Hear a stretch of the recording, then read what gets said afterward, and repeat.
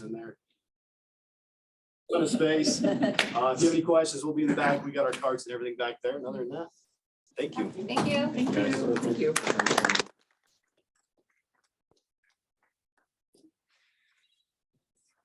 I'm really proud of myself that I remembered to hit record, because that's the only reason we're doing this on Zoom. And those of you that have been with us for a while also know that I don't think I've ever actually recorded any of our Zoom meetings. So congratulations to me, we're doing that. All right, I want to bring up Denise Archuleta, Paige McLaughlin, Dean Gary, Chad Nash, and Oscar Ibarra. If you guys can come up. This is representing about 135 million of sold real estate last year alone. Okay.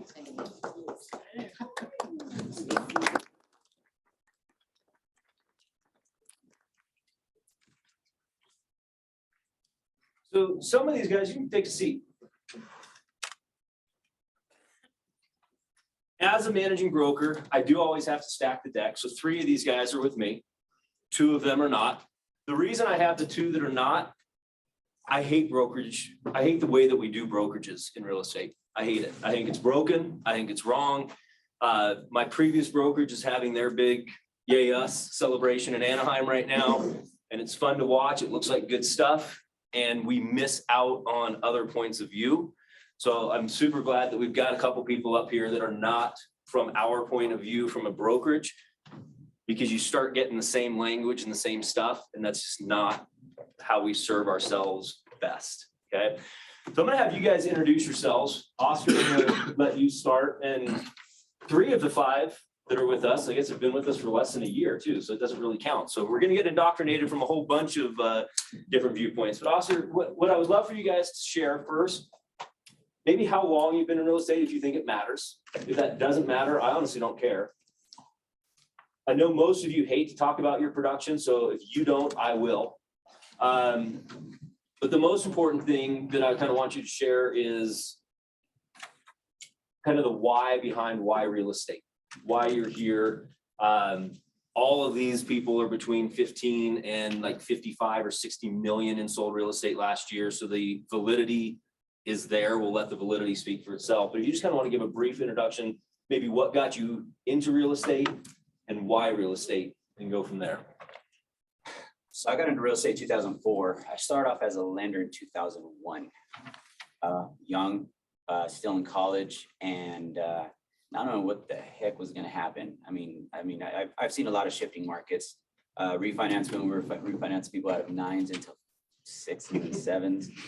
And then I couldn't get the real estate community to give me a shot. I was a young male, Hispanic, and I was serving up real estate for the real estate agents, but I wasn't seeing them. I was seeing the business back. So long story short, I had a client that said, why don't you cut him out of the equation? I did. I got my real estate license in 2004. So that's why I got into the real estate community. In the lending, I got into lending to help my mom, believe it or not. She was, she got hit by a predatory lending company, made a mess, and I saw a need and I filled it. So I got to know lending. I enjoyed people, believe it or not. A little awkward when I'm put on the spot. I'm very extroverted until I'm put on the spot, and then I'm like, I don't know what to say.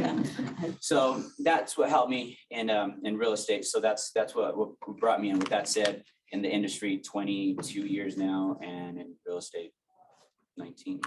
Yeah. So yeah. And you know, for what it's worth, one of the things that I love about Oscar, we got introduced a little over a year ago, maybe, and through a mutual friend. Oscar had helped start one of the original owners of Colorado Realty Pros, and I'm a middle-aged, middle-class white guy. Okay, I have no underdog story. Raised in Park City, went to college in Santa Barbara, and ended up here. It's been hard. Okay, and I love the underdog story you've experienced as a young Hispanic male, and you went, okay, there's a need, and I'll fill it. Need to be an owner of a brokerage? Fine, I'll start my own brokerage. So I love that mentality, and just the same connection of the way that Oscar and I we run business similarly. So that's why I'm glad you're here. Okay. Dean, love for you to introduce yourself. My name's Dean Gary. This is my 31st year in real estate, 30 years with REMAX. I just switched to Fathom this year. And I got into it because I had custody of my kids 31 years ago. And there's not another job where I could take them to school, pick them up, either of every sport without being a realtor. So last year, up till a couple of years ago, our production was 90 to 100 deals a year. You know, I fired everybody and redone everything over the last 2 years with the market changing and work ethics with realtors changing. So our production is about 30, 40 deals a year right now. So it's gone down. We're on the swing back up though, because we're hiring. We want them to join the team. You know, it's something I'm passionate about because I never missed a kid's play. I never missed anything. Grew up my daughters, I had them alone. So that's why I do it. Yeah, love it. So And I'm just going to keep interjecting on each of these, kind of why I chose the panels, because I never told them why I chose them. When I got introduced to Dean, and it was kind of just through a freak thing, I think you saw something on Fathom online. My dad and my grandpa, who both served, made it very, very, very clear to me that the military option was not something that they wanted me to do. And it's something, I don't have a whole lot of regrets in my life. That's one.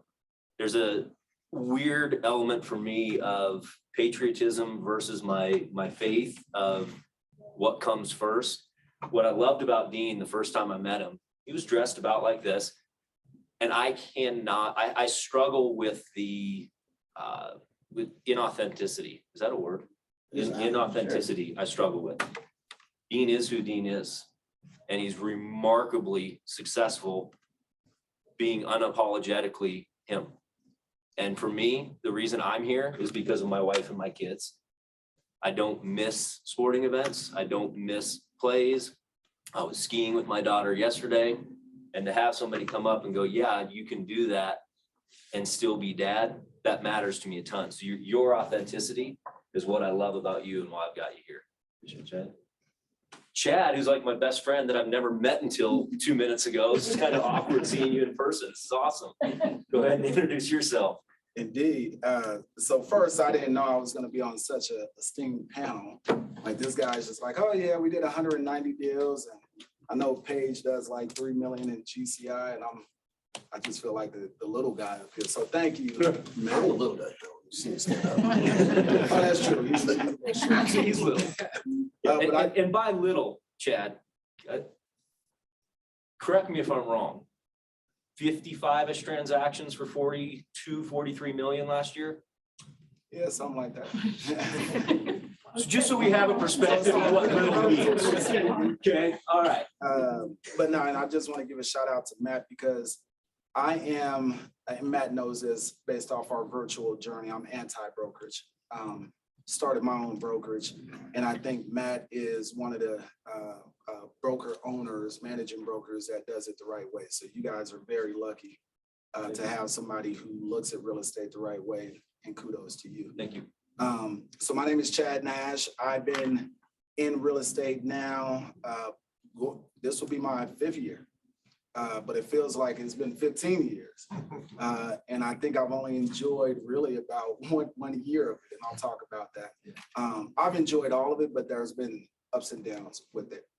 I currently have my own brokerage, and I'll talk a little bit about that as we delve into it. But I got into real estate because I got fired, to tell you the truth. And I think I'm like a lot of people where real estate was an unexpected career option. I don't think a lot of us grow up saying, oh, I want to be a real estate agent or a realtor. It's usually a fallback or a safeguard. Like Matt, I was in education for years. That was my passion. Thought that I was going to be a lifelong educator, and they told me, no, you're not. So fell into real estate by happenstance, but I think the passion behind it is what kept me in it. I come from Montbello, grew up in far northeast Denver. The reason I liked education was about opportunity and social mobility. And I found that I could put those same tenets and that same philosophy in real estate. So even more so than education, it's about ownership. And I can say that as a Black man, this country is founded off ownership, whether we want to talk about that or not, it's property. So when you take it to a different level, it becomes very important to me that people have access to it. Yeah, I love that. And Chad and I, we got connected online 3-ish years ago, probably. I've had him on one of our Zoom panels back when Zoom was cool. And I think with Chad, what grabbed my attention, and it started with me wanting to recruit him. Okay, that's part of my job. It's the part of my job that I hate. And what I love is Chad made it real clear right off the start. See the industry the way you do, not interested in working for a different brokerage. It never said that, but it's clear and you can tell that. And again, coming back to the authenticity, Chad has stayed who he is. He's got a belief system. He's not afraid to run from it and put it out there. And he's changed lives through this. And that education mindset, his branding is the real estate doctor.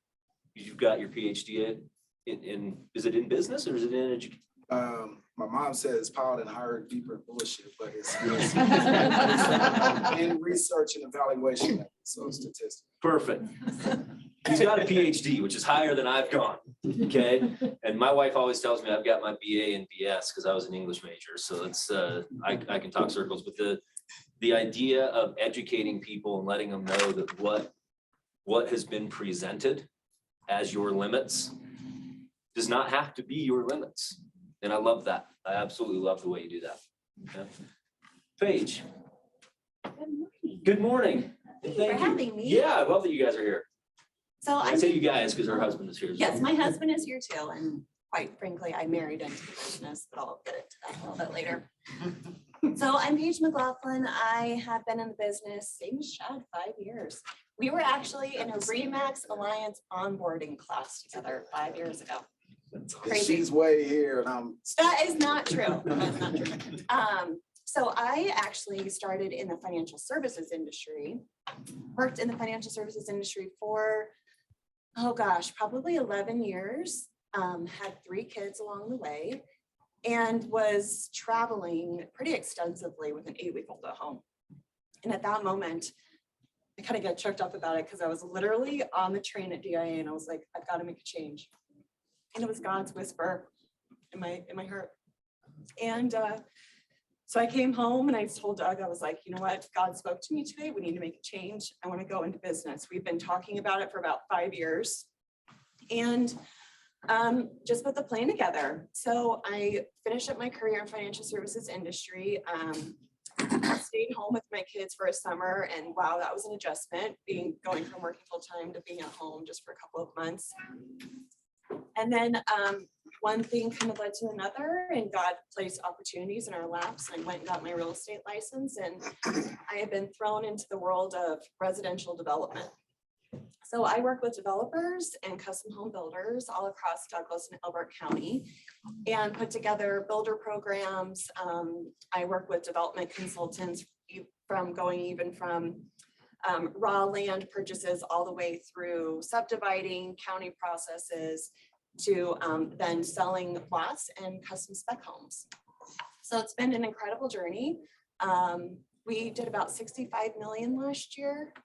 And my husband and I, it's just the 2 of us and a couple of our support staff, our sales assistants that are like the backbone of our business. And yeah, it's been a ride, but I love it. It's the most fulfilling, rewarding career and job, and so thankful for the opportunity. So thank you for having me. Yeah, absolutely. Absolutely. And the McLaughlins are the ones that I know the least here. Again, part of my job for the last 12 years has been recruiting. And I've had a couple people that have joined our company and they're like, that was your recruiting pitch on me? Like, you're really bad at this. I'm like, yeah, I get it. I found the McLaughlins actually the same way that I find most people. I look for production first. Then I stalk them on social media. Saw that we had the same faith-based kind of worldview. Apparently you're on Facebook more than you are, because I messaged you first, never heard back from Paige. And so That's why you're not up here. that's sorry. Honestly, I would not be here if it weren't for him. Yeah. He's a 2nd-generation realtor. Yeah. So I've been watching him and he taught me so much. about And business. I love and we've got several in here, husband-wife teams. If you're gonna do life together, do business together too. my wife is not a licensed realtor. We used to coach track and field together at a Christian school back in Seattle and realized very quickly we don't work together well. But probably 7 to 12 of my transactions a year she loves people. And she's out there promoting me. And she always feels like, oh, I'm not supporting our family well. She made us probably $170,000 a year by doing what I don't feel comfortable doing. So we work together, and stalking you guys on social media has been really clear. They live out kind of where I do. They've got 2 daughters. It's just made it clear that you guys see life the way I do. And so I'm excited that both of you are here. But yeah, first time I've ever had a chance to meet them either. So, and Denise, I'd love for you to introduce yourself as well. Hi, I'm Denise Archuleta. My story is a little different than everybody else's, but I spent 20 plus years in corporate, which was kind of my identity. I was vice president at Western Union and started the consumer database group for them. So I did a ton of international travel. And my background's database marketing, which is ironic because I don't have a database. Because I always had people that manage that part of it. So in 2007, I got laid off when Western Union spun off from First Data. And I very specifically remember my dad asking me, do you feel like you lost your identity? And I said, no, I don't. I feel good. 2 years later, when somebody said, are you a stay-at-home mom? I felt like a stab in the heart. And my husband was like, well, I guess you kind of are. And I had friends at the time that were asking me, well, why don't you just go get a job at Starbucks? I'm like, you don't understand. Like, I was making twice what my husband was making. This is a life change. But it was 2007 and nobody was hiring. Everybody was like, you're vice president, you have all the, you're going to be fine. I wasn't, nobody was hiring. And I wasn't listening to God's whispers. He had to hit me over the head and say, your children need you to be home during this time. My kids, there's a 10-year span, 27, 22, 17. So my 17-year-old was a baby and I was just gone too much. So I stayed home for 5 years, not by choice. And we got into a very, very deep financial hole because we had to stay afloat. So we had no debt when it started. I got a couple of jobs at startups where I was vice president of their customer success organizations, and various different things happened. We would start to crawl out, and then, you know, one of them sold to FICO and I wasn't going to move to Minneapolis. And so my story was all corporate. Back in 2007, I did talk to someone that I had worked with who went into real estate. She ironically is like #2 in the state. And she was like, oh, I hate real estate. You don't want to go into real estate. You hate it. It's awful, blah, blah, blah. So it kind of was in the back of my mind always. So in 2016, I was having amazing conversations with top level organizations where they were trying to figure out, oh, we'd love for you to start this division. We'd love for you to start that division. And then nothing would come of it. And I remember sitting in my car crying one day saying, Lord, what do you want me to do here? Like I'm having all these amazing conversations where people want to use my experience, but it's not going anywhere. And it's real estate kind of popped into my head. And I mentioned to my mother-in-law, who never made more than like $35,000 in her life a year. And I said, I think I'm going to get my real estate license. She said, I think that's a good idea. She put $1,000 into our bank account for me to go to school. We were so poor at the time that we were looking at, like, do we take this $1,000 and pay a bill? And I finally said, no, I'm going to real estate school. And I remember sitting in class and I wrote in big, I'm a note taker. I doodle, my paper has all kinds of stuff all over it. And I just wrote, this has to be about helping people and not about the money. And I remind myself of that all the time. It has to be about helping people and not about the money. I really don't care about real estate.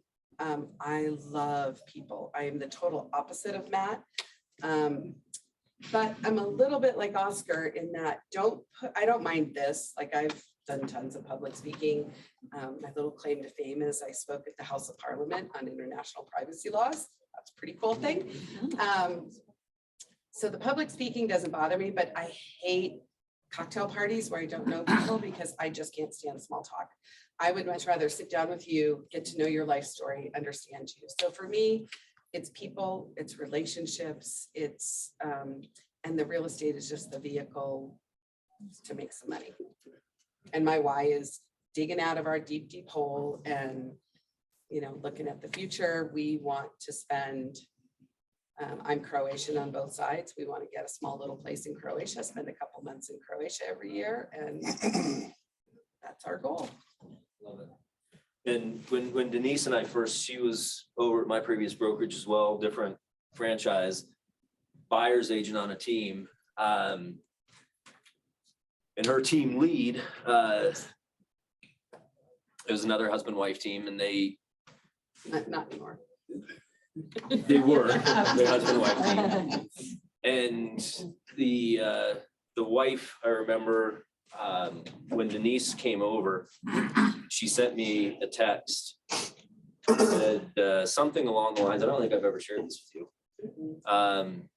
Congratulations, you just ruined her career by making her think she can succeed. And I was like, I think my response was just thank you, because she said congratulations, so I thanked her. She and I never got along well. Her husband and I did, her ex-husband, I guess. We got along well, but Denise came out, and I don't know that you were fully confident coming over that you were going to be able to succeed on your own and not as an agent. I think that you felt you would do well. I don't know if you knew just how well. Denise was our MVP last year, because just watching her over the last, is this year 4 that you've been with us, I think? Year 3 or 4? Starting 5. Yeah. Yeah. To watch somebody come over, and I think I probably put her, put your team lead's mindset onto you a little bit, but to watch you come out and go, I can do this on my own, and to rebuild. I get that whole thing of being in debt. You know, 2007 was the first year that I ever did well in real estate. 2008 is where things fell apart. My daughter was born. We had hospital bills, all that stuff. We ended up having $146,000 on credit card bills at the end of 2008. So I've done that process of, well, the whole time while my wife's mom was telling her, you've got to get a job, you've got to get a job, you've got to get a job. My wife's mom never valued working from home. And that was something that my wife and I, there's no such thing as just a stay-at-home mom. That's what my wife and I both wanted, was for her to be a stay-at-home mom. But mother-in-law was constantly pushing on, do you have any idea how much pressure this is on Matt having to do this? And so that was why I got into real estate, was to basically say, no, we're going to make so much money that there is no pressure in you staying home. And so to see you kind of dig out of that, and have the confidence to come in and go from being a buyer's agent who was fortunate enough to have a high and mighty team leader, to doing this kind of success on your own is what I've loved. So what I hope that you guys pulled from this, there are 5 very different stories up here. What they have in common is they sell a lot of real estate and they care about people a lot. Outside of that, not a lot in common. So my hope is, and I don't wish this was full. I don't know where everyone else that signed up is, but I'm okay. I'm glad you guys are here. I believe that whoever's supposed to be here is here. What I hope that you will pull from this is that you'll connect with one of these stories as we move on here, and that you will get that little click that goes, wait a minute, I can do that too. Yes, the real estate market is shifting. Yes, a lot of realtors, hopefully, are going to get out of the industry. And no, it doesn't have to be you.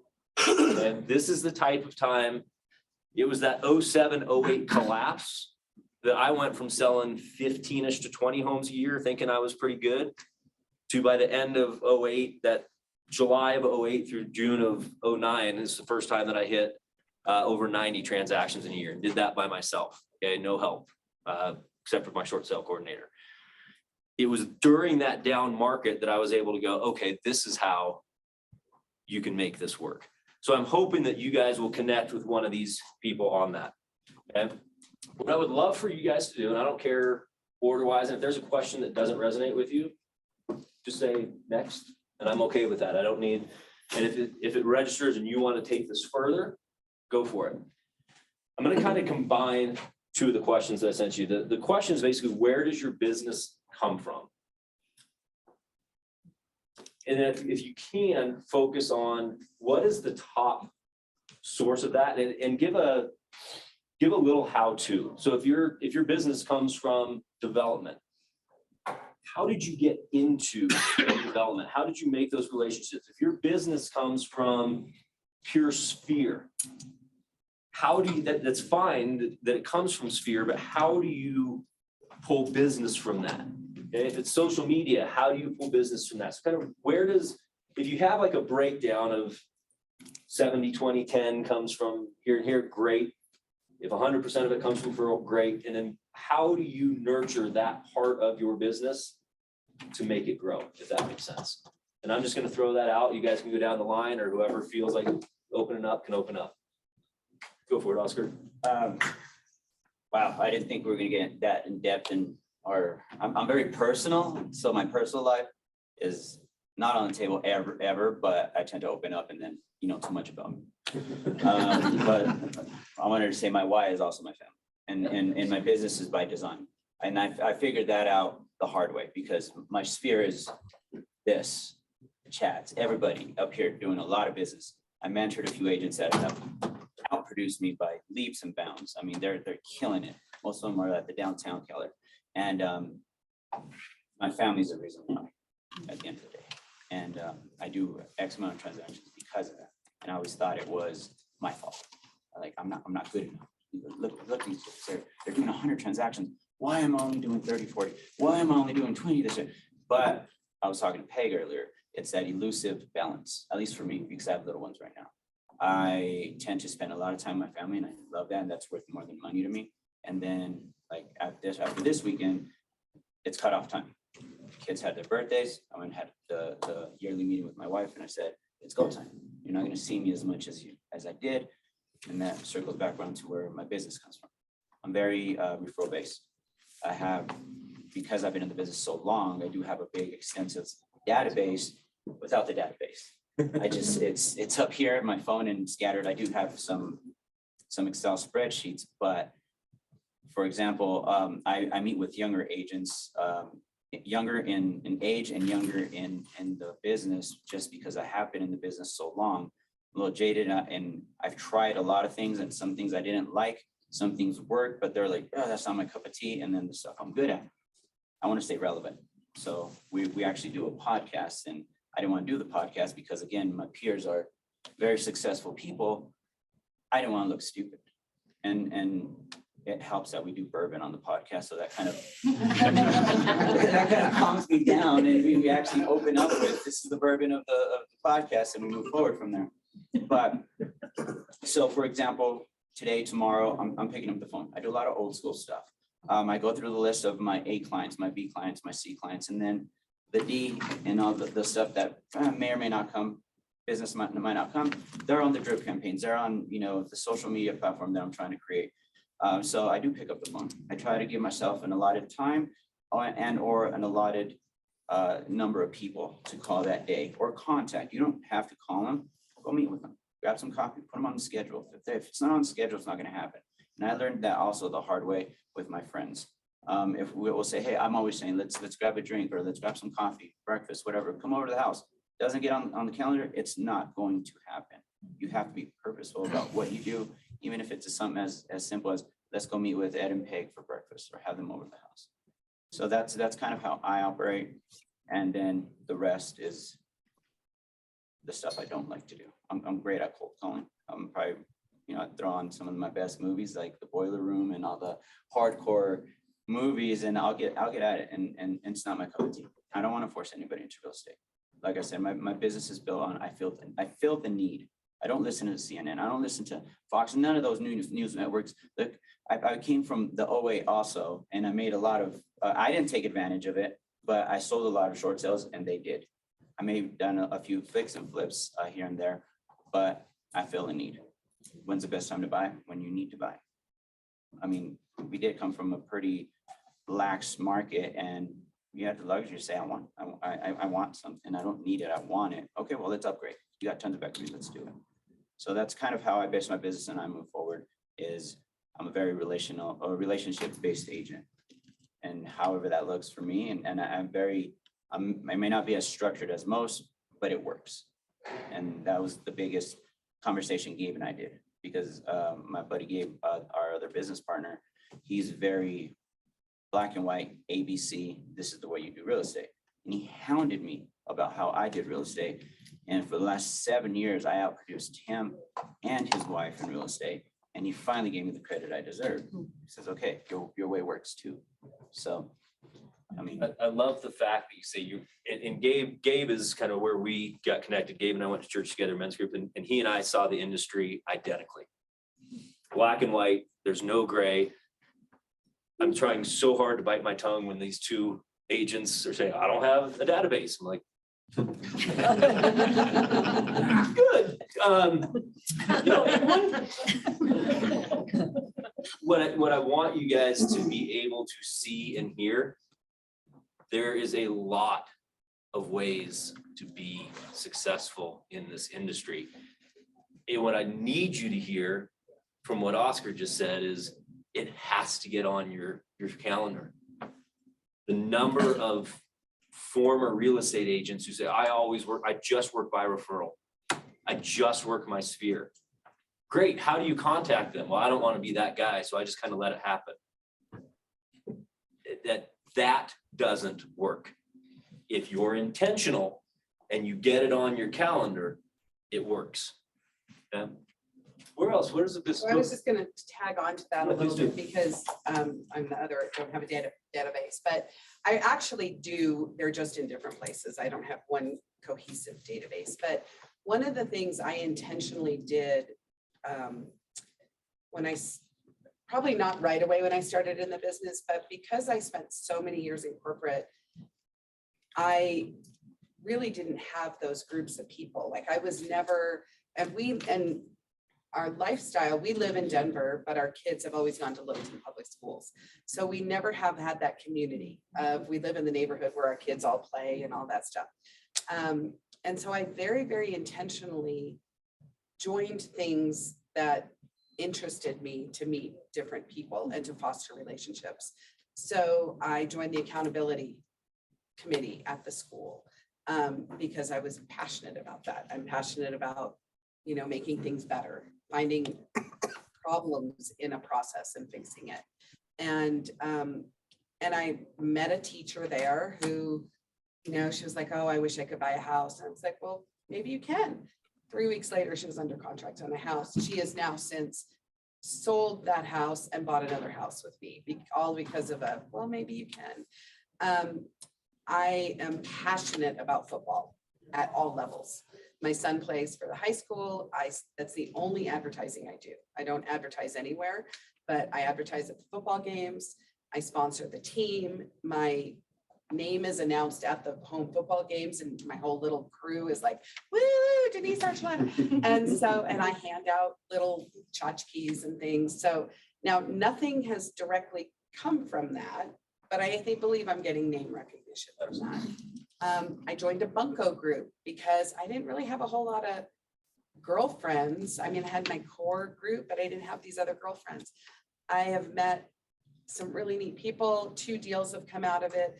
Plus the husband of one of the women is a recruiter for doctors and he's given my name to several doctors. So I would say it's a matter of being intentional in doing things that you're passionate about. I don't think you should ever do anything, oh, I'm going to go support this if there's not a genuine passion around it, because people are going to see that. Like if you see my Facebook, it's been a very painful 7 years with the Broncos, but I am passionate about football. And so that's authentic for me. And it's not something that I have to fabricate, and people see it. And those that are passionate about that draw to that. So I would just say also be intentional about meeting new people in areas where it makes sense for you. Love it. I'll kind of share what we do. So my husband Doug and I have been in business together for 5 years. You've been a realtor for 25 years, 26 years. And his dad was a realtor, as we call retirement purgatory. He's not sure if he wants to like go over to the retirement side, but for 50 years. So Doug and his dad have lived in the same Franktown Parker area since this, or like mid 70s really. And you talk about your wife providing opportunities for you. Well, that was Doug's mom as a teacher in an elementary school in Parker. And so it's really for Doug's side of the business, really truly is referral based because they've lived and breathed the area of which we now live in. So Doug and I kind of have two sides of business. It's the traditional buyers and sellers. He calls it real world real estate, you know, in the trenches listings with buyers. And that truly is largely referral based.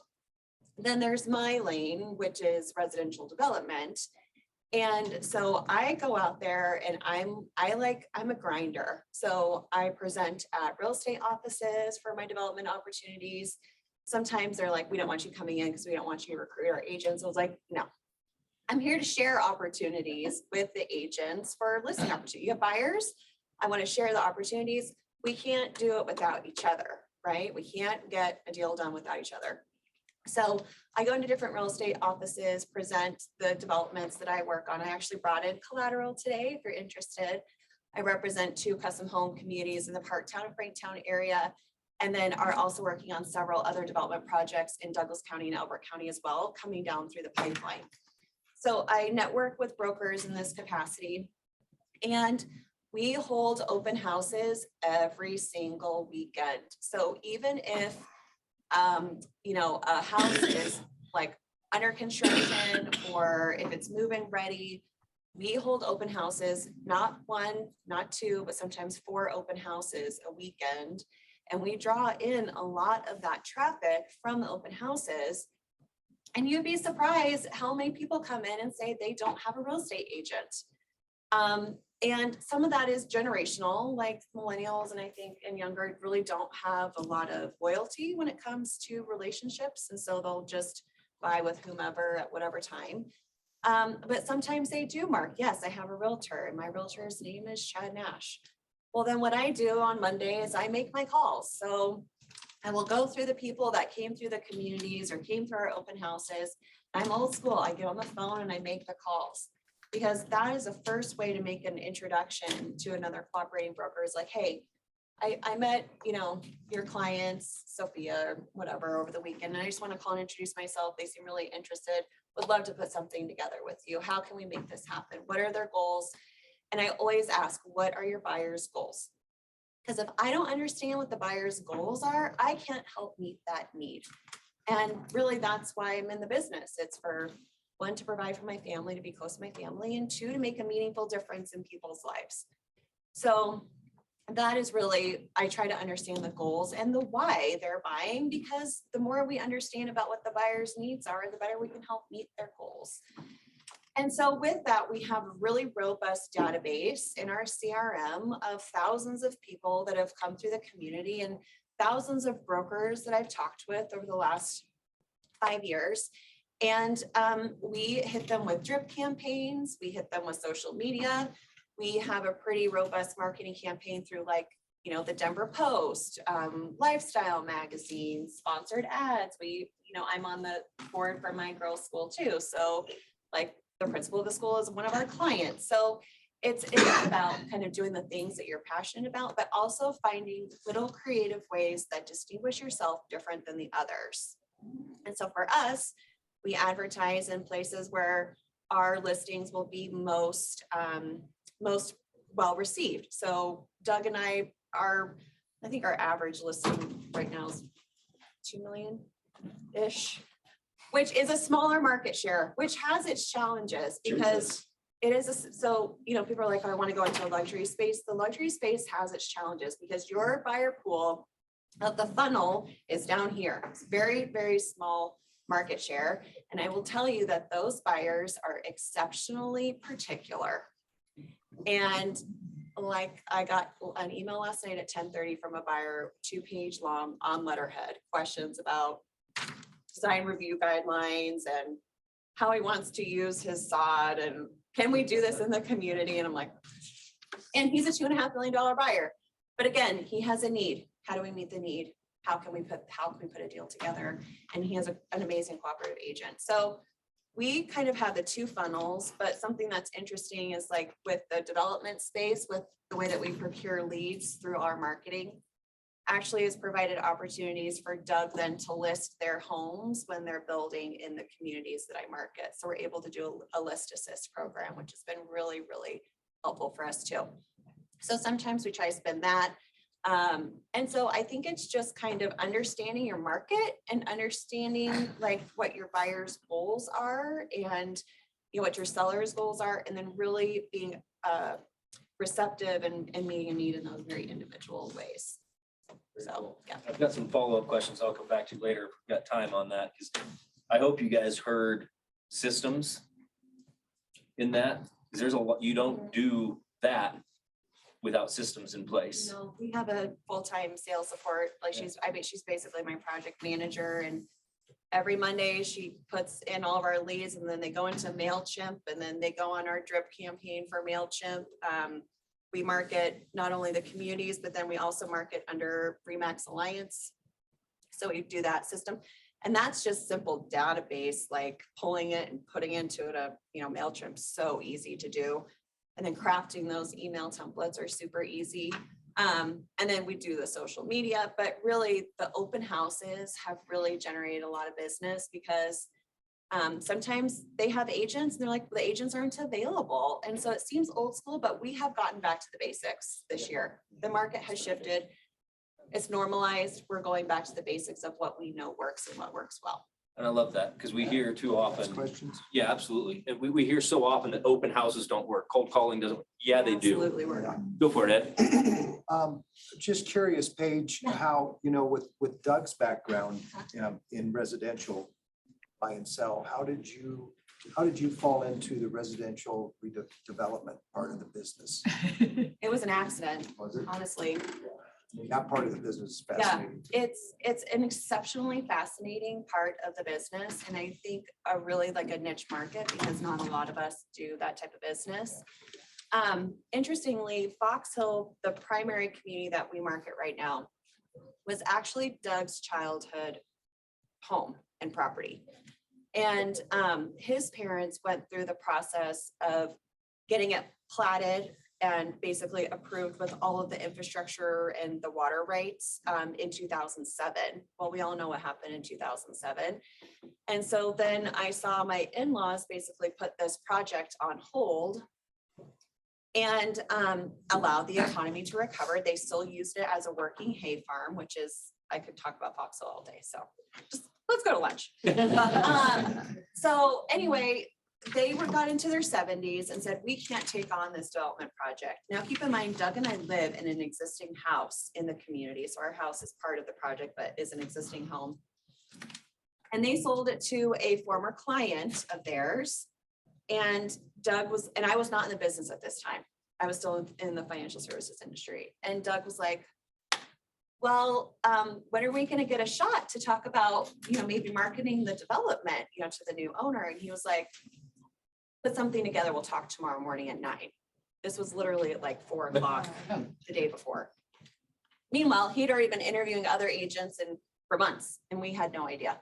And so Doug and I pulled an all-nighter, and with my financial services industry background, I had, marketing, strategic, like all kind of like the background, the mechanics of it. And so we pulled an all-nighter and put together a presentation for him to present to the new developer, the new owner at 9 a.m. the next day, only to be told, I've selected someone else. They told me I can set the market out in Franktown. So, our hearts were broken, right?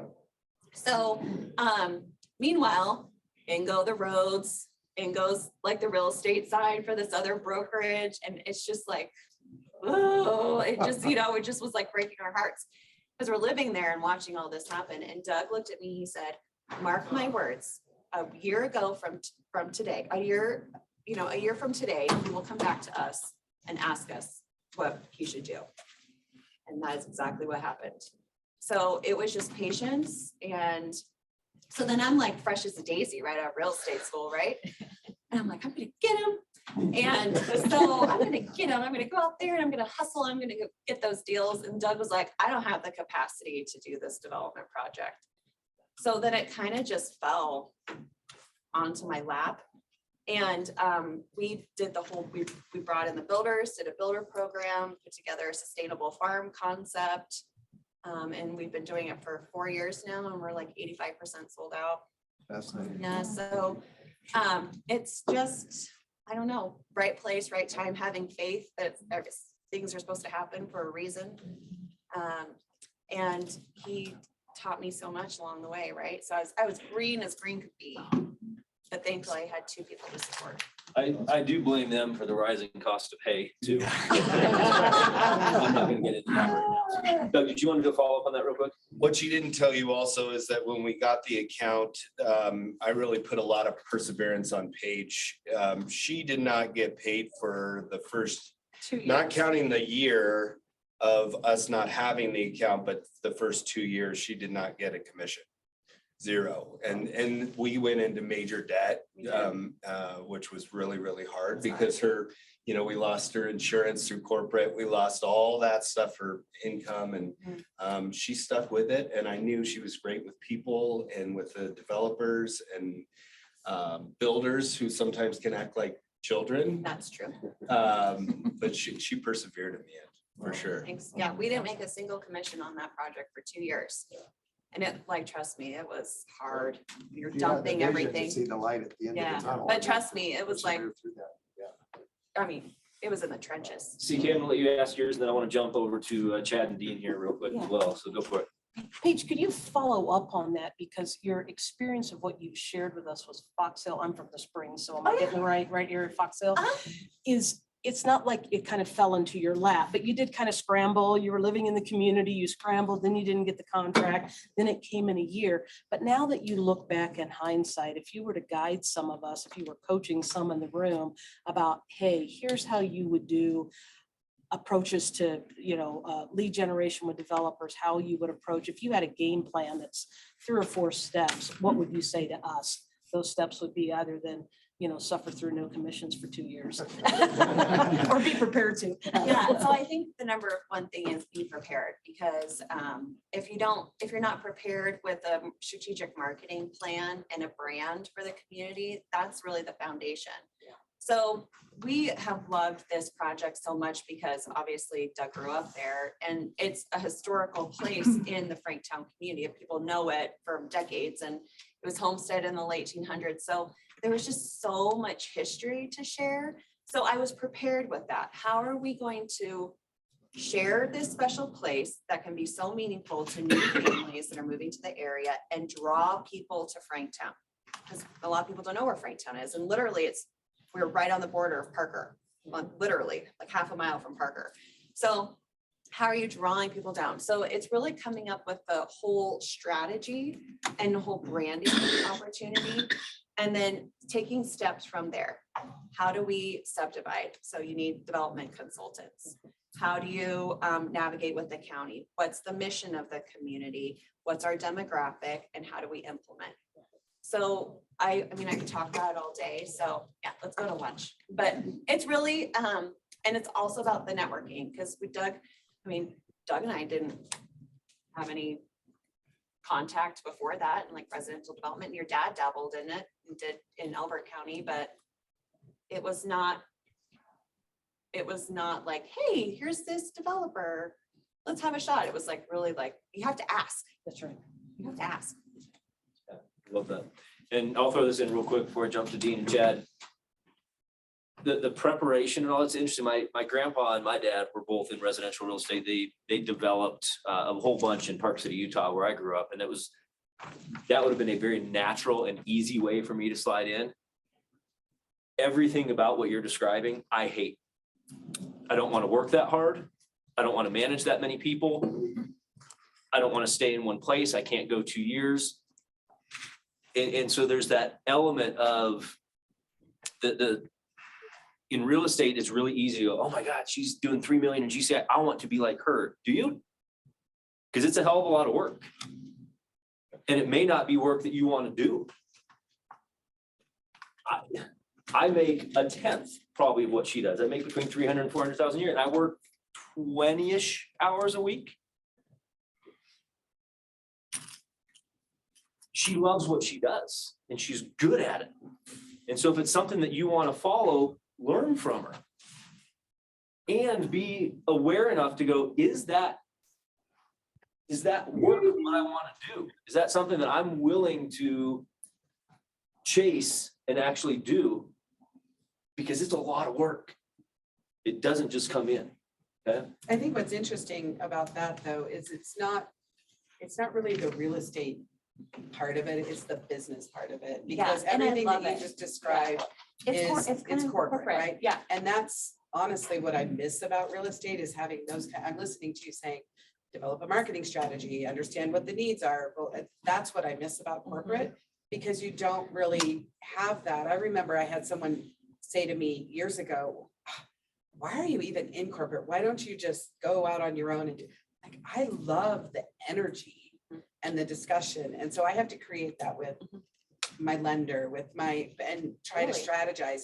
And I'm always trying to mastermind and do all these things because my soul needs some of that strategic thinking. And That- know yourself. That I think, right, so That's you have to super- find places to do it. And that's why I think what's really interesting is our stories are so different, but so are all of yours. And your path is gonna be different. Yes. As each one of our paths are different, because what drives us is different. And where you are today is serving you for something in the future. So that's what, so I'm like, oh, I was just a psychology major, fresh out of college, going into financial services industry. Little did I know that tenure there prepared me for going into residential development, and I would have never, ever expected that. But that time and place prepared me for what I'm doing today. So you may have like this horrible client right now, or you may have a really hard deal, but I promise you that whatever you're going through right now is preparing you for something bigger and better in the future. And that's kind of like what I take home with. Yeah, but it is the business side. I love it. So Chad and Dean, you guys, I want you to kind of talk a little bit about where your business comes from. But you guys also, both of you, starting your own brokerage, leaving a brokerage after almost 3 decades. There's challenges in that too. And to do that in the midst of a market change. So if you guys could kind of talk about A, where your business comes from, and then B, what challenges you guys have been facing over the last year and kind of where you're looking to go moving forward from that. I would love to hear that from both of you guys. So they speak so well. Just hoping not to go after them, but Chad here said I'm going. Yeah, So, yeah. His arm. Anyway, all my stuff, I learned a long time ago that we are business owners. And the key there is owning a business and not letting own you. Okay, so I like to work my 10 hours a week and keep production up. So my thing isn't Sphere. In fact, I don't want to work with Sphere. They all want the discount. They want me there all the time. They get, your family and friends are the ones that get mad the most. It's just not worth it. There's plenty of fish out there. Pond is a little bigger now, but there's plenty of fish. So mine is all marketing to create new. I don't count on low hanging fruit. I'd rather generate the higher fruit that'll come down and always have business. So I'm constantly marketing, and I put on a rock festival called Freedom Fest each year that they bring in 80s rock music, and every down goes to the veterans. So we get a lot of veteran business from that. Not that that's the purpose of the show, but it does come that way. So my business comes mainly, I believe in farming. Most people up here are talking about listings. Listings are always key. They're king. You get buyers from listings. Listings sell. Doesn't matter what market, it'll sell, but you'll get buyers. If the market's slow for sellers, you'll get buyers off of it. So I am a big fan of farming. Now, the way I used to farm is different than what I do now, but it's not so much. I was listening to an interview with Eddie Van Halen who said, is it different now for new guitar? He's like, no, You have to put in the work, talk to people, you're just doing it a different way, but now it's easier because you got a way to talk to more people than I ever had to do passing out flyers at bars. So it's not any different now, it's work still, like you guys said, old stuff. I can tell you all this, again, Denise hits it, everybody up here has one thing in common, if not many things, but you've heard the word why, mine is my driving force, my why. None of what you will do will work if you don't have a purpose behind it. That means so much to you that if you don't do it, the lack of doing it will result in something more detrimental than you can face, be it something sad, happy, or whatever. You've got to have that drive that makes you, I don't care if you got drunk last night, you're like, I got to get up. I'm doing this, you know?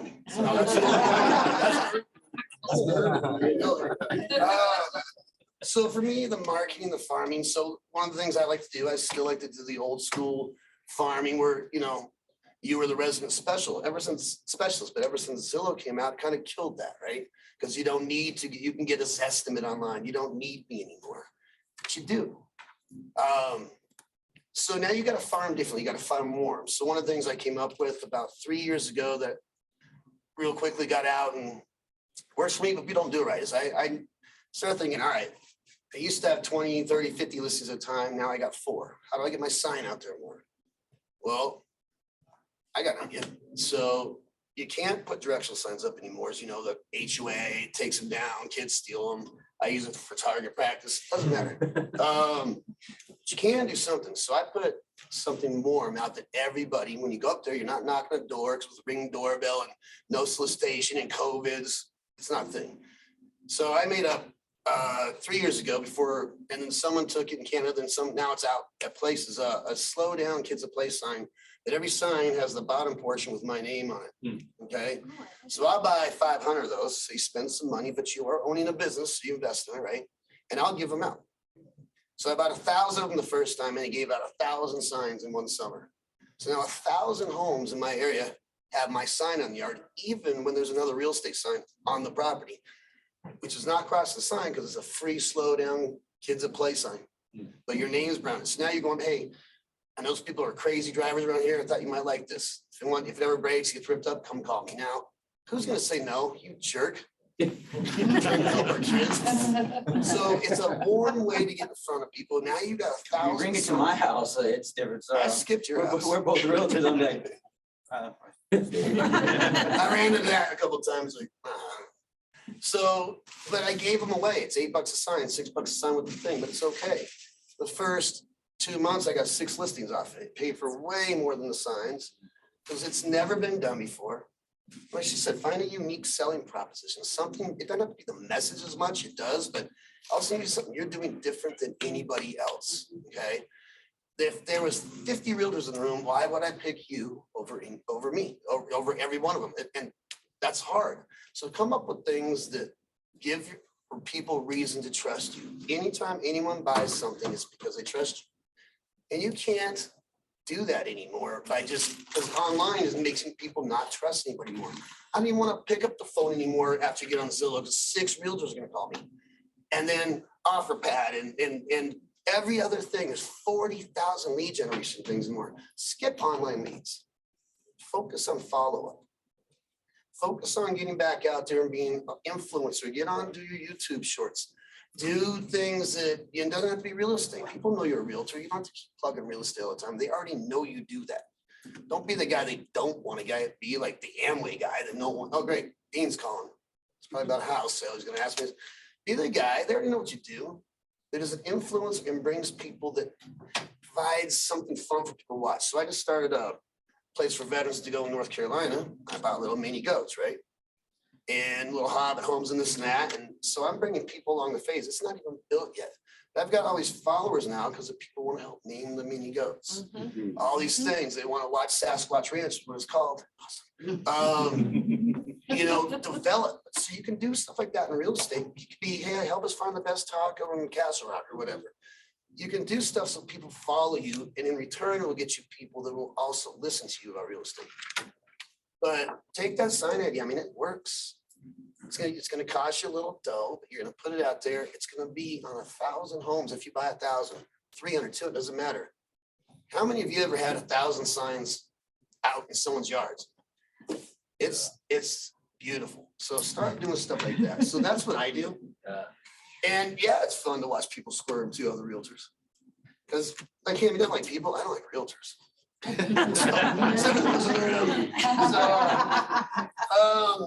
You know, again, to look at me, I'm Irish, German, Indian with tattoos. I should be drunk and in jail. There's no reason I could be successful if it wasn't for my driving force. And I believe it. Go ahead, Bill. I got a question for you. So I play guitar, I help book DJs and things like that just outside of this. And I've wanted to put together some type of music event with that style of music. How did you go about doing that with? One of my passions outside my kids, one of my driving forces, veterans. I didn't serve, so I'm trying to pay back. I feel there's men and women out there who would take a bullet for me. I don't have a friend that would. Men and women I don't even know, so I owe them passionately. It's my passion, period. Next to my kids and grandkids and these now mini ghosts, they're awesome. Anyway, you ever seen the show Sons of Anarchy? Yeah. So I was doing some charity work for a lot of the actors. Just by accident, I was out there. Someone knew someone that knew someone. And they trusted me because I didn't ask for autographs, didn't care. I was helping veterans, and then they gave me contacts, and it just kind of, you know, you meet people, you network, and you'd be surprised when you network who knows someone that knows somebody. So you found some like investors to. I fund it all myself. I do Oh, every wow. ounce of it myself. I want to bleed so bad. I get sick for a month after it Yeah. Oh, wow. because I want to pay back, not just hold the door, buy a beer for a bit. Yeah. So, but call me anytime. I'm the guy that I just flew in yesterday, so I didn't bring any cards, but get my number. We can talk about the festival outside of real estate. I can show you. I said, I'd give you my contacts. I don't care. Thanks, man. There's So- a guy named David Fowler who used to be with Keller Williams on the ranch. He moved back to Georgia. He did Fowler's backyard party that literally started as a backyard party. And 3 years ago, the year before he moved back to Georgia, he had, I'm blanking on the name of the band. They have headlined Red Rocks more than any other band. And they shut down 3 city blocks in Denver to do that. Not Big Head Todd. They're not, that's, I am blanking on it. I'd remember. I'll look them up, but Google David Fowler, Keller Williams. He's in Georgia now, and he'll tell you how to do it as well. It's the same story. It's worked. It It's like was putting 25 networking. weddings together Yeah. once. Yeah. So. But I mean, I'm doing it I want to do it for the homeless community. That's my goal with it, so. Yeah. just make it free. I'm just Yeah. kidding. No, it's actually going to be. I'm kidding. Yeah, yeah. Oh, I just don't know how to put the wheels together. I can help you with that. So being that everything's changed last 2 years, it really hasn't. We have to adapt.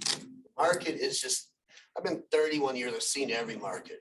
It's all the same, it's just new ways of reaching out. And again, old school stuff. So what I developed an app for my team. I think if you want to grow and not work weekends and have a team, I believe in the team. I accidentally started one because I had my kids. I'm like, oh, I got to pick up Brittany at 2, got to show them 2, crap. So I had a realtor join my team that I didn't want. But then I realized, wait a minute, I got 4 hands now, so 2. I can carry more buckets, right? So I think a team is crucial. So I told you I fire mine and rehiring. So that's one of my focus, but I developed an app. Daily accountability is what all of us need. We need to develop our why.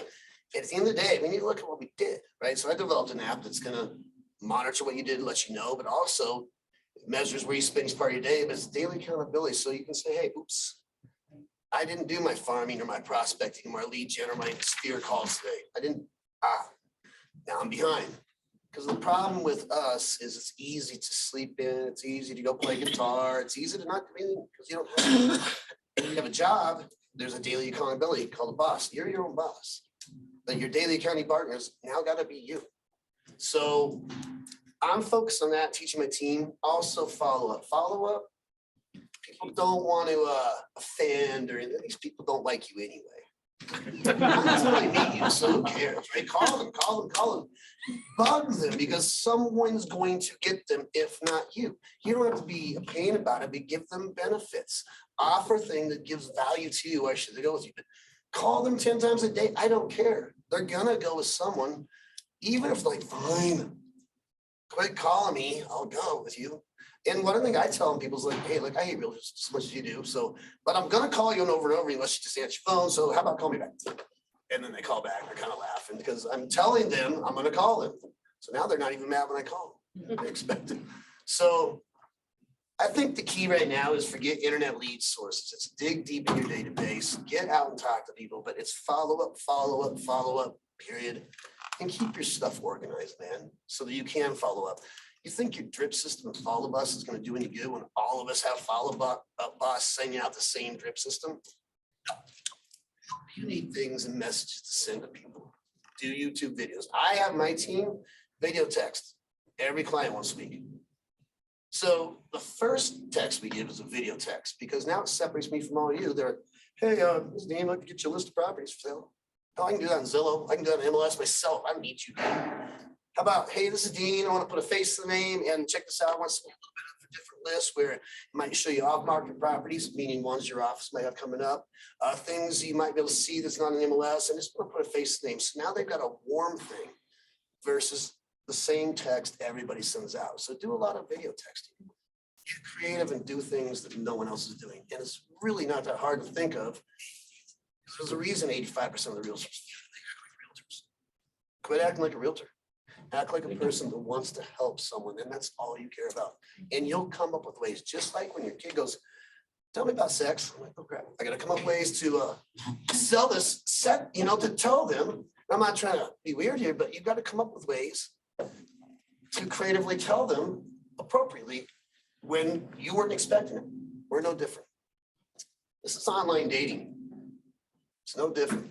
There's a million fish in the pond. It's just gonna take a few more catches. So don't get frustrated. Just keep catching and the good ones will come. Love that. This will be, you'll see how great of a recruiter I am here. Those of you that are with Fathom, you have that video text built into your CRM. Those of you that aren't with Fathom, if you were, you would have it for free. And free matters to you, it'd be like, what, $30 a month if you went somewhere else. So anyway, that's the extent of my recruiting pitch. So I love that though. I was listening to a Brian Buffini podcast on the way over, and that's verbatim what they were talking about. Nobody follows up anymore. This guy who sold 180 homes last year in his second year in real estate, Brian Buffini asked him, what'd you do? And he said, I followed up. Don't be afraid. Nobody else would. Okay. I'll segue with his pitch. I do have a database. I don't do the traditional stuff that most people that have databases do. I have Real Geeks, and it's expensive. Fathom, their CRM is, it's a lot easier, and I do See use that it. recruiting pitch? So I do have a database. Let's not get something wrong. You have to have some kind of systems. I have systems. I just don't use them as traditional agents do. Yeah. That's the difference. Yeah. And I love that line. Don't be a realtor. And that's what I think that you guys do so well. You've all gone out and done something. The farming, there's no use farming anymore. Oh, COVID hit. I can't go first. Yeah, you can. You just need to be creative.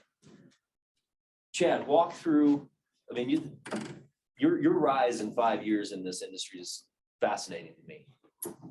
Go through kind of where your business is. I know that education is still your passion. And the challenges that you face stepping away from your previous brokerage, building a team, mentoring other people. Walk me through kind of where your business is and what you've done. Yeah, so, and I'll try to keep this in snippets. First, I want to echo two quick things. I got into real estate and I had a head start, and I didn't realize I had a head start. I worked in philanthropy and fundraising. The mechanics are very similar to real estate, right? The same way you do the A, B, and C, CRM. So when I got into real estate, I had all the CRM experience. I knew how to structure a CRM. So I was like Matt, and I was like, oh, y'all use the CRM? Great, I know how to do this. And you find out 80% of realtors don't use it, right? So I would implore you.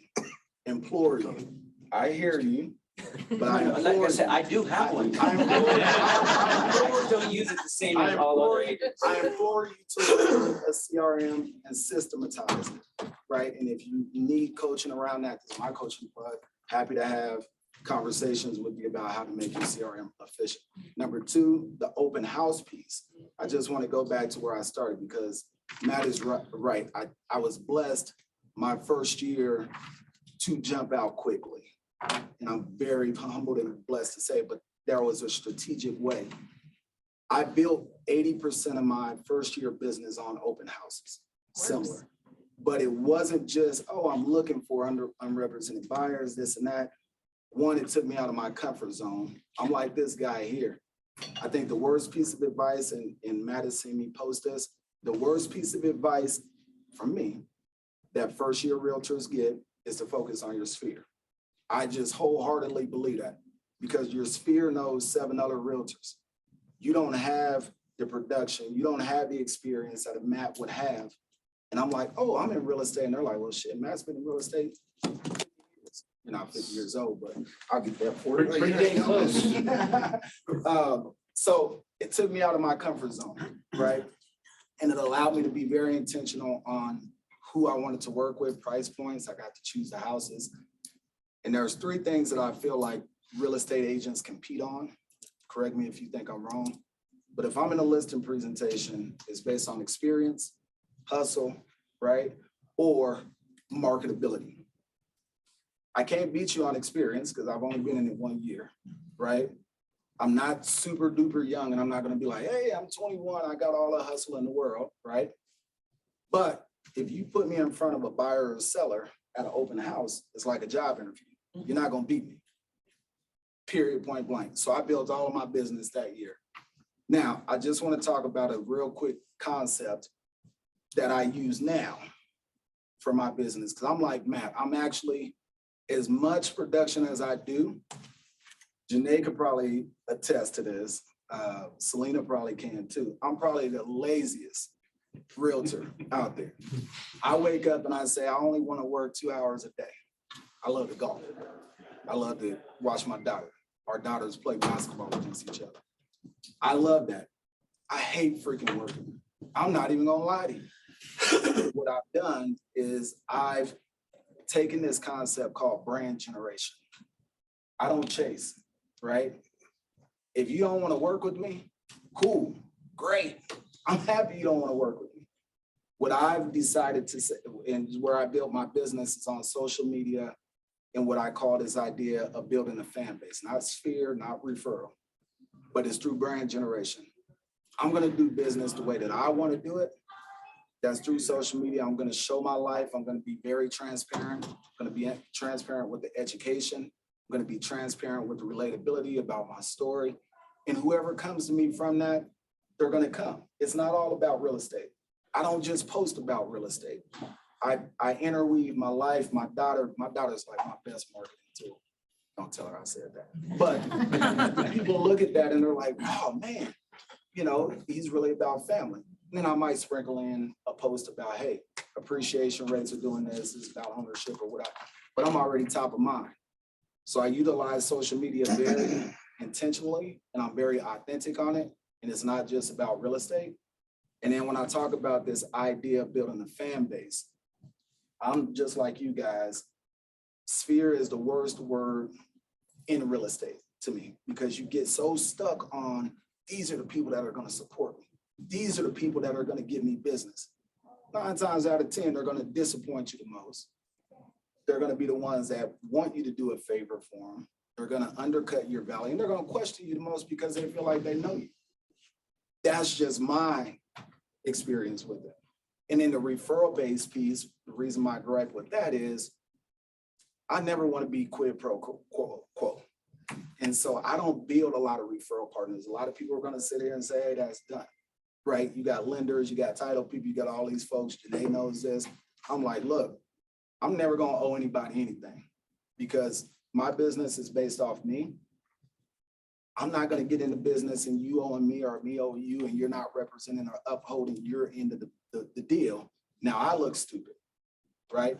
So I get out of the whole referral-based piece. I'm just relying on me. But I do use this term fan base. And this will segue into what you're asking me about, where I'm at now with my own business and where I'm at with my brokerage. I only want to do business with people that I want to do business with. And that's both on the real estate side and that's on the brokerage side. We spend so much energy in this business already.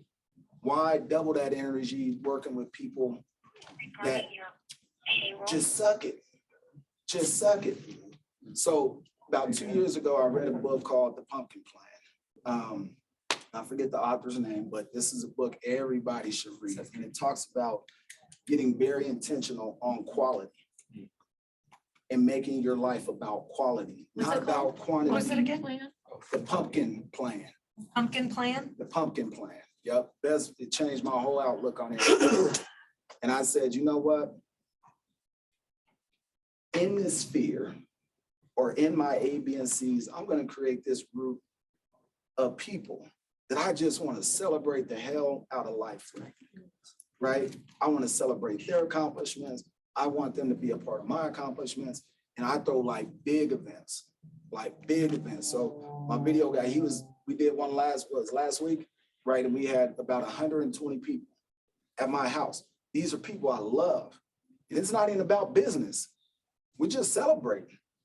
But I know if we have a conversation, you're not gonna drain me, and I like talking to you. I had a conversation with our managing director today because we're thinking about some things with the brokerage. And I said, I just want to have the agents that is not, hey, what are you gonna give me, Chad? What are you gonna give me? If I can't sit down and feel like I wanna go to lunch with an agent and just have regular conversations, I don't want them to be a part of my brokerage. Because to me, everything is about quality. So that's where I built this idea of like just focusing on who do you truly want to be around? And it makes this job so much more tolerable. Because where I started, I said, look, I got burnt out after year 2. I made as much money more than I ever thought I would. And I was like, fuck this industry. Excuse me, he's a church guy. But I was like, fuck this industry. I don't like the realtors in it. I don't like the lenders in it. I don't like the brokers in it. And I was done. And then it just became, no, create your box, create your sandbox of who you want to be around. And I know, especially young agents, where it was hard for me, and this is my last piece. When you read that book, if you read that book, right, it's hard to let go. Because in my first couple of years, I wanted to serve everybody. If you came to me, I wanted to serve you. Because I was like, hey, how can I let that go? How can you let a $15,000 commission go, right? But life has been so much more enjoyable and more business has actually come when I created this sandbox that I want to be in, and I'm serving the hell out of that sandbox. I'm giving them chances to meet investors, financial advisors, and we're doing events at the house, and it's like, we're enjoying this. And now I can wake up every day and be like, man, let me get back to this group. So that's been my journey. And I love that. And I remember when you posted, you did a video on spheres, the worst way you could get started. And I argued with him. I'm a sphere guy. 100% of my business comes from either my sphere or a referral from my sphere. If I don't like very many people, I'm only going to work with the people that I love. And the only way you can be able to do that is to be 100% certain and aware of what Chad said. They're going to want something from me. They're going to demand more from me. They're going to ask for favors. They're going to want you there all the time. Okay, I'm all right with that. The thing that baffles me, there's so many things that baffle me, and this isn't about me. There's a lot that baffles me about real estate. And one of them is, oh no, the market has shifted. Things are tough. There's 50,000 realtors in Denver right now. What are we going to do? If I sell 30 homes a year, I'm set. 30. 55,000 sales in RE Colorado last year. That's 110,000 sides. I need 30 of them. If I can't find 2.5 transactions a month from my sphere, something's wrong with me. And I love that you guys are finding your fan base, and whether it's through open houses, whether it's through advertising, the biggest producer up here making millions sells 5 houses a month out of 110,000 sales. Quit trying to do everything. If you love open houses, do open houses. If you love corporate, find corporate. If you want a fan base, find a fan base. If you love farming, do farming. If you love sphere, do sphere. That's what I'm hoping that we're getting out of this. This industry has something for everybody. I just want to piggyback off that Yeah. because it's a real quick point, because people ask me where my mindset is, and it's exactly this. So out of my business planning, right? I look at all my years and I'm like, all right, 3 years ago, most money I made. Last year I made good money, right? But what is my low? What is my low number that I could do all the things that I want to do and feel comfortable? I don't need 60, 70 sales. I'm good with 30 and accomplish everything I want to. Now, I want 60 or 70, but what I've done and what has helped me, and this is the practical piece, with this shifting market, I'm already setting up my mind for this next upswing. I'm not even thinking about this year, right? I know it's gonna be a tougher year.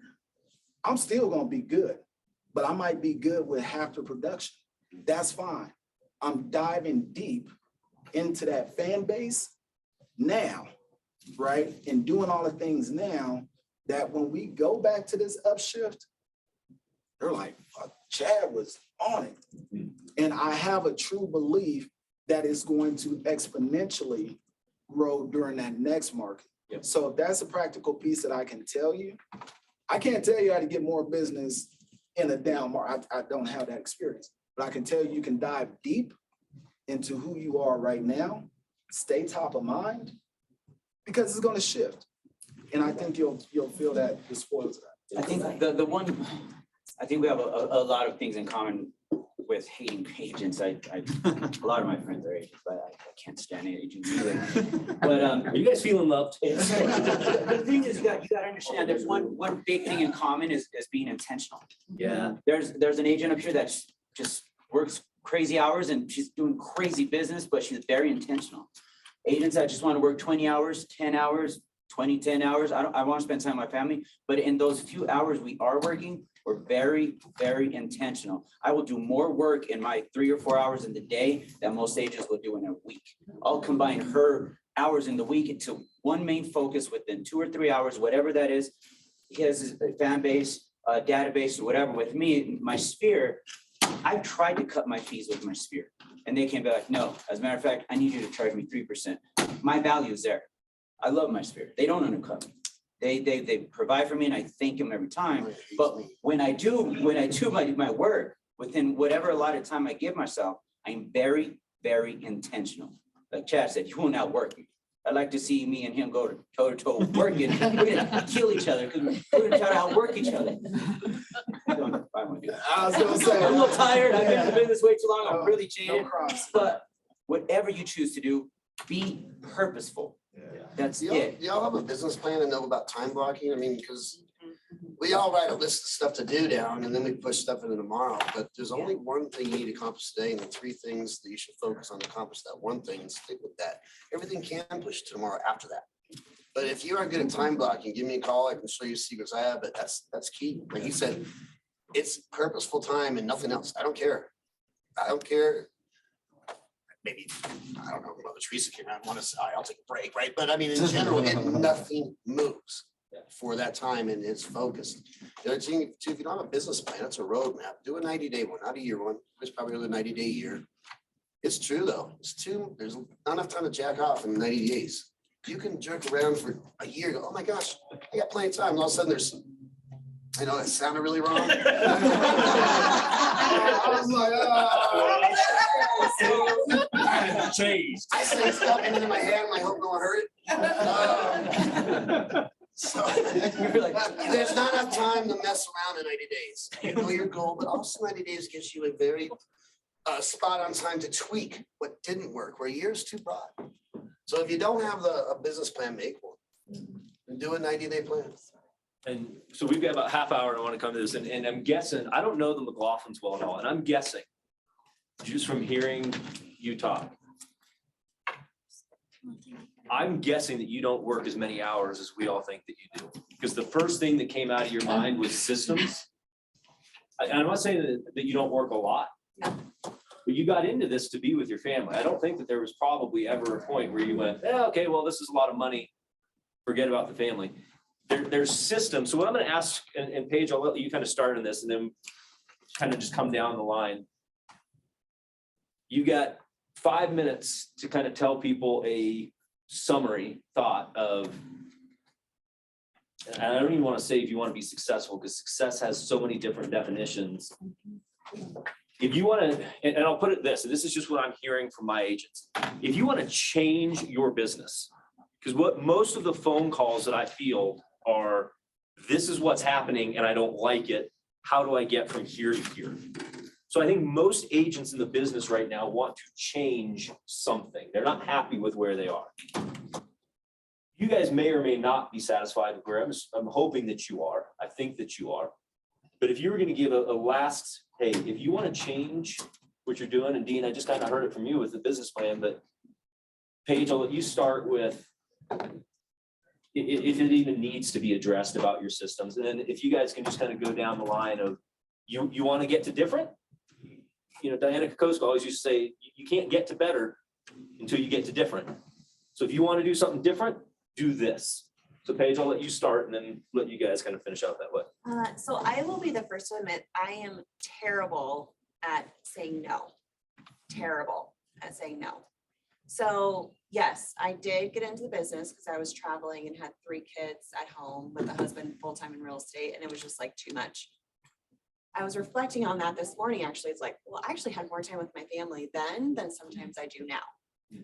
But what I will say is like something, and I have my husband who is basically like my balance, you know, with, because he says, okay, you're going down the deep hole, gotta reel you back in, because I will grind. And it's almost just like, I love it. Like, but at the same time, so that has actually been one of my goals for 2023 is to have more time with myself and with my family. And so I actually have to schedule days off for myself. So Sundays now, purely family days. It's faith and family. Sundays are our family day. You know, occasionally I'll get like an email or something like that, but there's really never any emergencies in real estate, right? So it usually can wait till the next morning.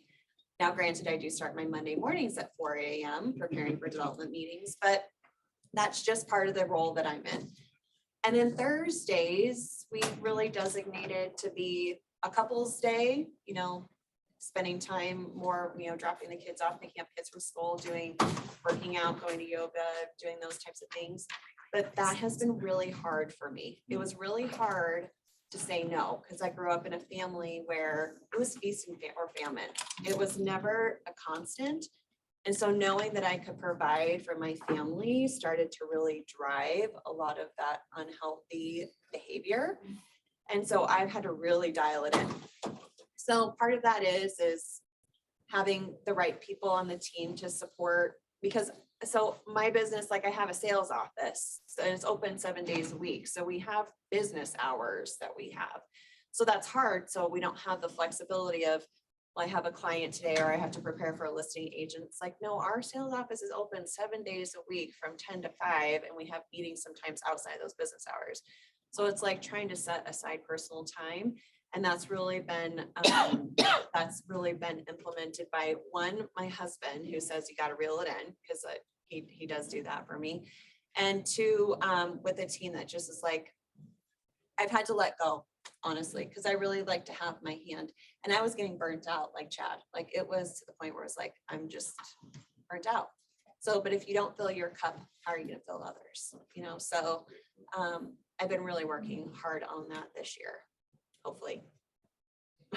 Awesome self-awareness. I love Yeah. that. And I want to piggyback off of that. If there's one thing, and this can come in a lot of different formations, focus on your talent, okay? A lot of times, especially young agents, right, or whatever, we get in the game, and it's good to learn and be experienced across all the facets of real estate. But what I found was similar. Focus on your talent, do what you do best, and surround yourself with talented people that can do other things equally as talented in their realm. I guarantee you, just because you're an awesome listing agent, I guarantee anybody, and this is even myself, anybody up here, you'll be hard pressed to find a listing agent that's great at also marketing, also doing transaction management, also doing the follow-up. We think it in our mind that we're great at all of it, but really we're like 70% across it all. Now, there's two ways to think about it. For me, I hired capacity. I had the funds to do it, right? I hired a business partner that was great at doing the things that I was not good at. I always had an in-house TC to do. I only did one transaction on my own. Hired in a TC and I have a listing manager. That way I just focus on the business development and being out there. So some of you guys may say, well, I don't have those funds to do that. You may not.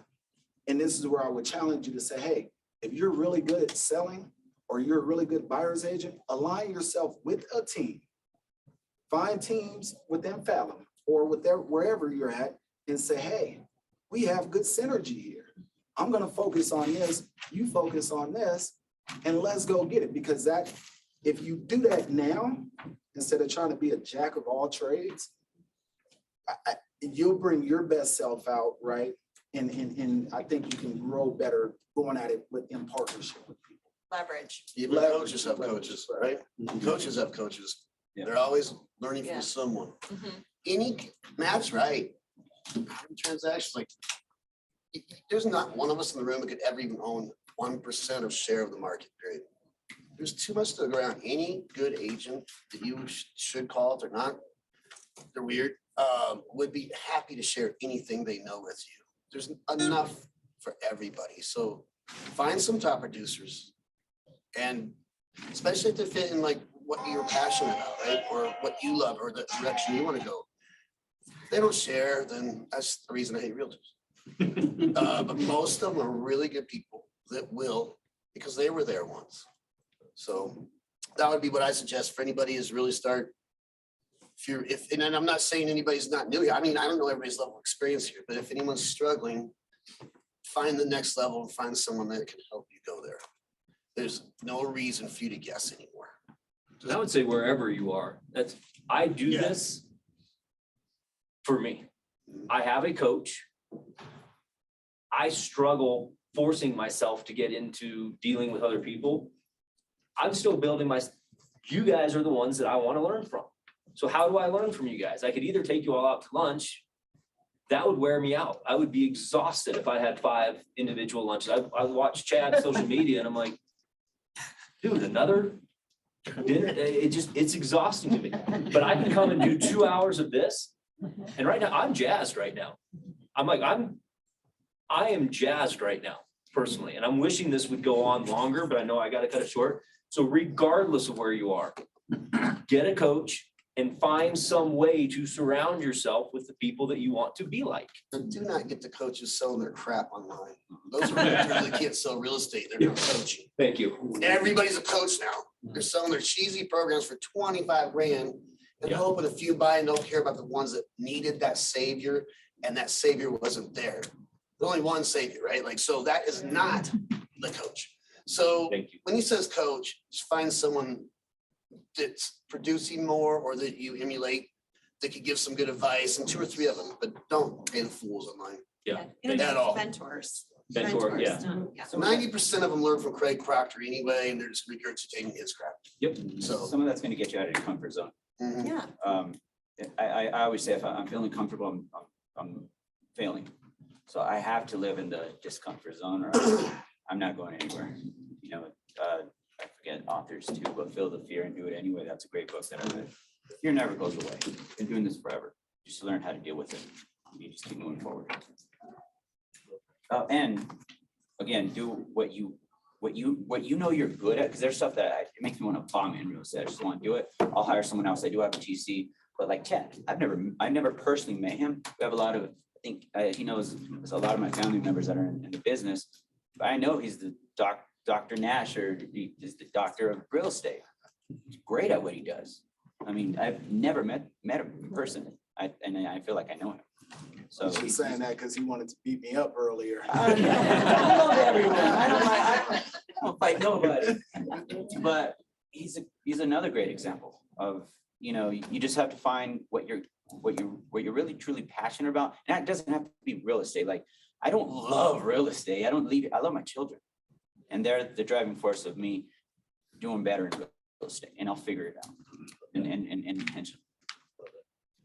Denise, if you were gonna kind of Well, lead you us. all have challenged me as well, because this is the first time I'm seeing a shift in the market. You know, my trajectory has just kind of been up, and some of the old school things that you talk about doing, I mean, I do some of them very naturally. I don't like structure, so time blocking, I say that and I just start like freaking out. But I do really structure parts of my day. The things that I love are, I like making, like I have a creative outlet in making flyers or things like that that I post on social media. So one of the things I told a new agent recently, they were like, oh, I just feel like nobody's seeing my social media because nobody's commenting on it. Guess what? They're seeing it, because every time I go any place socially, they're like, oh, I love the stuff you post. Nobody comments on my real estate stuff, but then you change your profile picture or you put something up about your kids and you get 200 comments. They're seeing all the rest of it. So just be present and be authentic. Like, I just think authenticity is really important. You talk about I approached 2 different very high powered realtors that I knew personally before I got into the business. Neither one would talk to me. Neither one wanted to share any information. And so I think you have to find the people that are willing to help bolster you. And for me, I work very closely with a lender who shares my same faith. We have the same work ethic. We have the same commitment to educating our clients. And together we've done some events and things, and we work really closely together. Because of my corporate background, I need to sort of feel that team, and I process things out loud, which is why I would never work with my husband, because he's a techie. And when I try to pray, he's like, we are talking. I'm like, no, I'm talking. You're not talking. So I think you have to find what works. I will never do a transaction without a TC.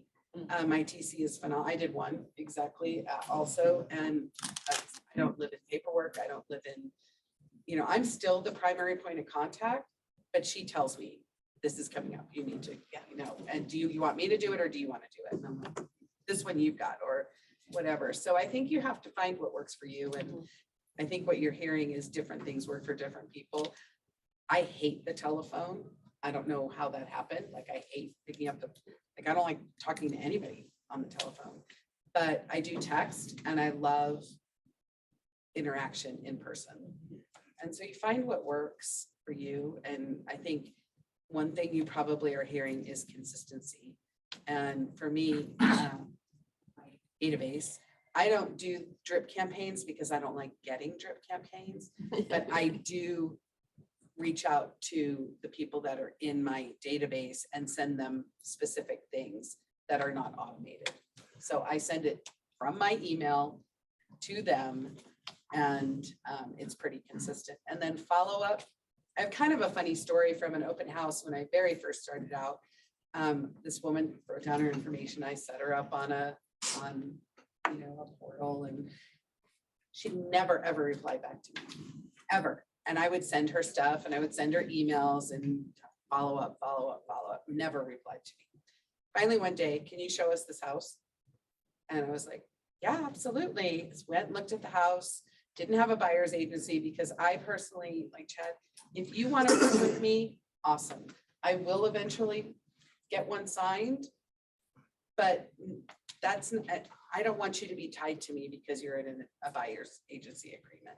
So I showed them a house, showed them a few more houses. They were not my people. Totally didn't want to talk, and they were moving from Greenwood Village to Bonnie Bray, and they thought they kept saying, we're downsizing. Finally, I went and found a house that I thought was perfect for them, and I showed it to them. They're like, no, it's 250,000 more than we want to spend. It was like 1.5 million, and it's 5,000 square feet. We're downsizing. I said, you're not downsizing. You're moving to the city. And they're like, no, we're downsizing. Went and looked at a few more houses. They bought the house I showed them originally. Still no communication. I went back a year later to bring them a little something. Oh, come in, take a look at what we did, do this. That was the most communication I ever had with them. Continue to follow up.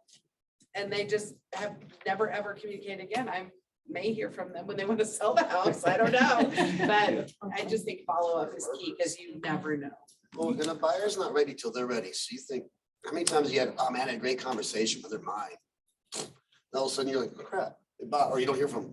It's okay, just ready when they're ready, not when you're ready. So just keep following up. Another good thing that I tell my people to do, or my agents and I have to do, is I befriend people on Facebook. I hate Facebook like the plague, but you're not gonna see me about how I made toast this morning. That's not my thing. But when I do have a new lead, I ask them to befriend me, because you know why? You want a really nice way to get in with someone, have a commonality. Everybody probably knows someone they know. Maybe they're a veteran. I like veterans. Maybe they love dogs. I love dogs. I'm not a cat guy, so I'm not calling. But you know, like, you can go through Facebook and their life's on there. What an easier way to have a warm opening and say, you know what? Here's a picture of my dog. I saw you like dogs. You know, you've got a warm opening because you just found out about them. Well, you can respond back to that because they're talking about something they're passionate about. Of course they will. Versus you saying, hey, let me know whenever you're ready. I'm here. Make your home selling dreams come true. I've never had a home selling dream of you. Like, it's weird. Yeah. That story about the top producers resonates, right? And I can say this now, being on the other side. We're all extremely busy. I will sit down and have a conversation night and day if I could, but I also have a business to run, right? I get agents that call me all the time, like, Chad, can we just pick your brain? Can we pick your brain? I wish I could just spend that time, but then what about my clients? What about my brokerage? So the best way to approach a top producer is to add value, okay? Because, and I learned this when I was at one of my former brokerages with a lot of top producers. Anytime I would go in and say, hey, Matt, can I market your homes, right? Or, hey, Matt, can I do some showings for you if you're busy? Or can I do some open houses for you? Oh, and by the way, can I ask you a couple of questions? Right? Because now Matt's like, oh, cool. You know, Chad is doing. So just think about that, especially the younger agents. Don't just always expect top producers to be like, hey, yes, I want to give back in an hour-long lunch. It's not that they're mean, it's just that they're busy. Just find ways to add These two value. are mean. Well, they probably could be. I've met those too, but find ways to add value and the doors will open and then you can strategically get the value from them. And that's no different than how we approach our clients either. If every approach that we have to our clients is, do you have a referral for me? Do you have a referral for me? What do you want to do? If we're just taking, they're not going to be excited to hear from you. If every time they hear from you, you've made a connection, and a lot of new agents approach me, our brokerage is cheap. That's not our value proposition, but that's what new brokers see. I turn away almost 20 agents a month from our brokerage because I'm not interested, because they see you're cheap. Inexpensive, thank you. Yeah, I'll go cheap. And there's this missed opportunity of they're wanting to take all the time.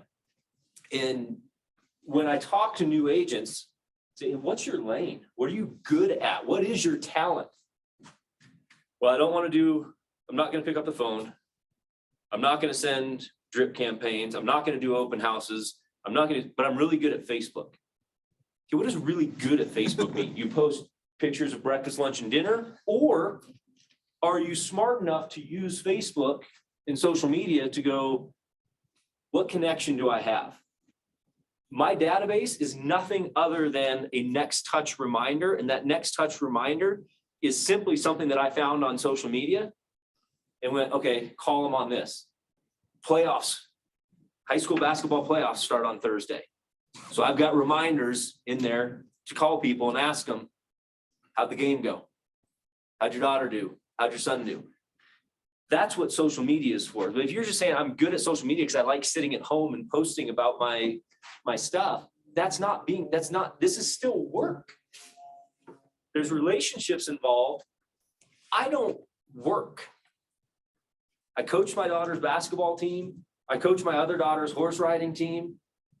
I ran the watchdog program at the elementary school. I signed a $1.4 million listing agreement yesterday that we got on a chairlift that my daughter struck up the conversation because I was too afraid. And my 12-year-old had the conversation. Okay. That's work, but it's got to be intentional. Okay. It absolutely needs to be intentional. And one thing I'll say was interesting. I'm assuming that it's Fox Hill. I think Dean had said that your drip campaigns, whatever you send out has to be different. I know that you guys are marketing this well because my wife brought to me, we live in an equestrian neighborhood. We've got acres. We've got a whole new development coming up to us. And my wife came to me about a year ago and went, hey, there's a new development in Franktown and they've got this farm to table thing going on. Maybe we could do something like that with Dawson. And it's got to be this. We're the only one. That's what I thought. It has to be. And the point of it is, it's somehow my wife has never met you. I hope my wife would choose to use me instead of you in a real estate transaction. But the point of it is, their marketing targeted somebody specifically who was interested in something, and it was phrased in such a way that a year later, she remembered it. Was it through social? Do you know? It was through social, and then we ended up looking at the website to go, and that's what we've used as our neighborhood. That's what we've approached this new developer with. Of, hey, can we do something? Because we're trying to get a bigger setback with this. So can we use this area between our place? You know, we've got all the raw milk, we've got the eggs, we've got all this stuff in our neighborhood, and we don't want this neighborhood there, but we're not going to stop it. So your marketing, yes, it's a drip campaign,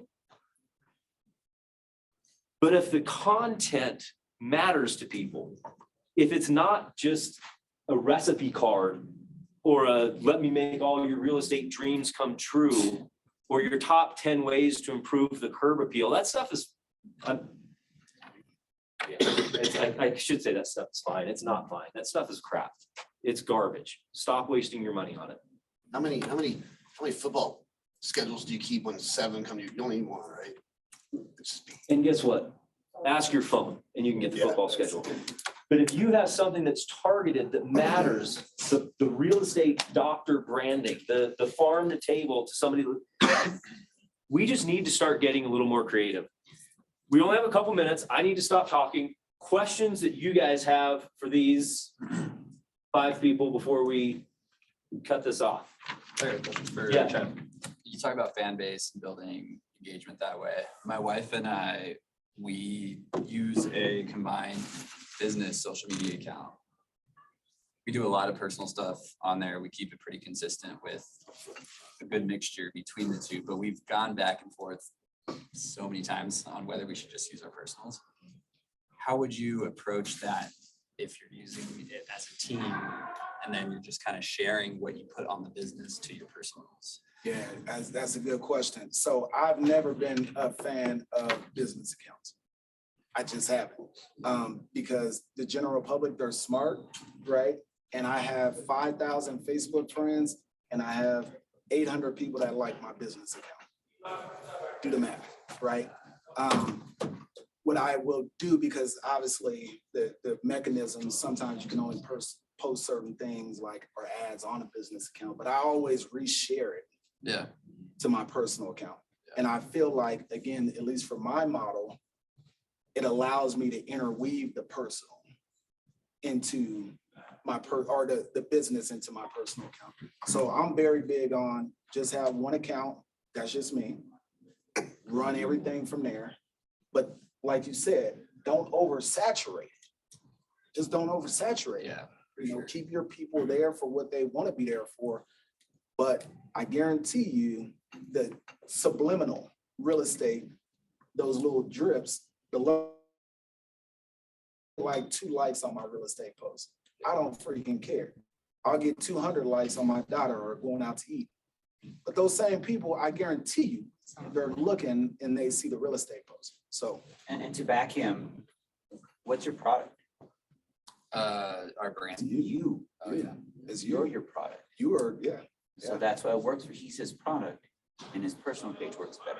Yeah, so same with us. We'll do is we'll post together and then we'll share it to individuals, but I just feel like it's kind of counter. The only challenge is Facebook keeps changing their algorithm. Yeah. And And so so, is Instagram. and so does Instagram. So you almost have to have the business page so you can boost things. If you want to boost a Yeah. listing or something like that, you have to have the business page, but I really hate the way they've done that forced switch now between business, because sometimes you're like, what is this? Where I can't find this message, but you're on the wrong page. So I post everything on my personal page. Anything that is like, what is that? Keeping matters current or Yeah. whatever that automatically posts to my business page. And I don't, unless I'm redirecting or something, adding some verbiage, I don't. I mean, we don't pay for ads or anything like that, so I think it's probably better to. And they change a lot of their terms and conditions. I mean, like I said, I don't promote that I have a lot of systems, but I actually do. My Google Analytics and stuff, they don't translate with the business account anymore, and they want me to send them a picture ID to say it's me, and I just drop that and I just use my personal. There's a book called Build Your Brand. I know I'm throwing out all these books by David Kim. Have you heard of him? Yeah. You heard of him? That one of the best books ever, because it goes to Oscar's point. You are your business. Well, I guess a lot of us, I mean, you got some commoditized real estate, they're just like it's a transaction.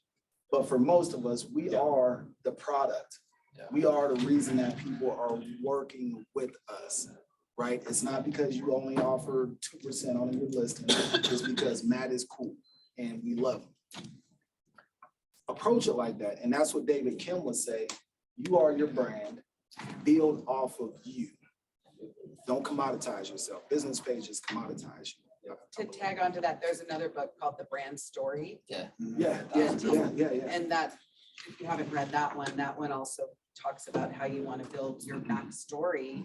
Your backstory is you. Sure. Every single person in this room has the same inventory. We're all trying to sell the exact same houses. Okay, unless you're representing a builder, maybe there you've got a little exclusivity, but we're still trying to bring the buyers. And I love that you've got that abundance mindset. When you walk into a brokerage and brokerage is like, nah, you're with REMAX, we don't want you. Who cares? We've got the same inventory. I can't succeed without REMAX. Never worked for REMAX a day in my life. I wouldn't be in business without REMAX. I need Keller Williams. I need Coldwell, well, maybe not Coldwell Banker, because they're, if I lived somewhere else, I would need Coldwell Banker. Okay? We need to have that abundance mindset of the only thing different is us. And guess what? With the amount of people out in Denver, there are people that are gonna love Dean that would look at me and be like, why would I ever work with him? There are people that are gonna be super attracted to maybe the professionalism of a Denise and go, geez, Matt, you are way too unprepared. There are gonna be people that love me that think that these guys are too stiff or something. I don't know what it is. You 30 people a year, really you don't even need 30 people a year because some of those people are gonna sell twice. They're gonna buy and sell. You need to find about 20 people a year that like, that's not hard. One last question from anybody, then we're gonna let these guys go because they've given a boatload of time. Does anybody else have any questions? Yeah, go for it. Quick, Chad and Dean, if I understand right, you both you run teams, is that correct? Could you just Yes, sir. explain your structure, your team, or how many's on your team? Good question. Teams vary because everybody talks a big game when you hire them and you fire them. Because of work ethic. So I've had 20 people, right now I have 5. And I just fired 2, so I have 3. So it just depends, but a lot of people are afraid to start a team because they can't provide enough leads. He is a team. REMAX is a team. It's just called a brokerage. You're now a mini brokerage without the liability. Okay, so the team is about you giving good guidance, just like Matt does. So don't be afraid to start a team, but use that leverage. And To do a team is super easy as long as you offer benefit. And if you offer benefit, just like Matt does, of good education, where are they gonna go anyway? If they don't work for you, they're gonna go for some company with just a bigger team, but they're gonna get lost in translation. So the team for me is, and again, too, everybody up here is a TC. That's priority number one. You can share TCs with people, make it cheap if you don't have the money. That's priority number one, because that's not your thing. Your thing is making money and selling and helping families or individuals. It doesn't matter. It's not paperwork. Don't create a job. $7 an hour gig. You're worth $3,000 an hour. So there's no reason for you to do that. Share, there's a lot of TCs that will just charge you, 150 a transact. That was a little more expensive, but you get a little bit more. But there's people that share with other realtors. It's really cheap. Yeah.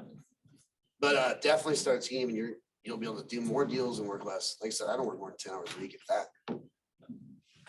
And I have two teams, and I'll just make this real quick, right? So I have two teams in essence. I have our brokerage, just as Dean said, right? So I have 30 agents under our umbrella, okay? But I'm not the team lead of that. I have a managing director who she's only responsible for any of the team growth. Her name is Shauna Pugh.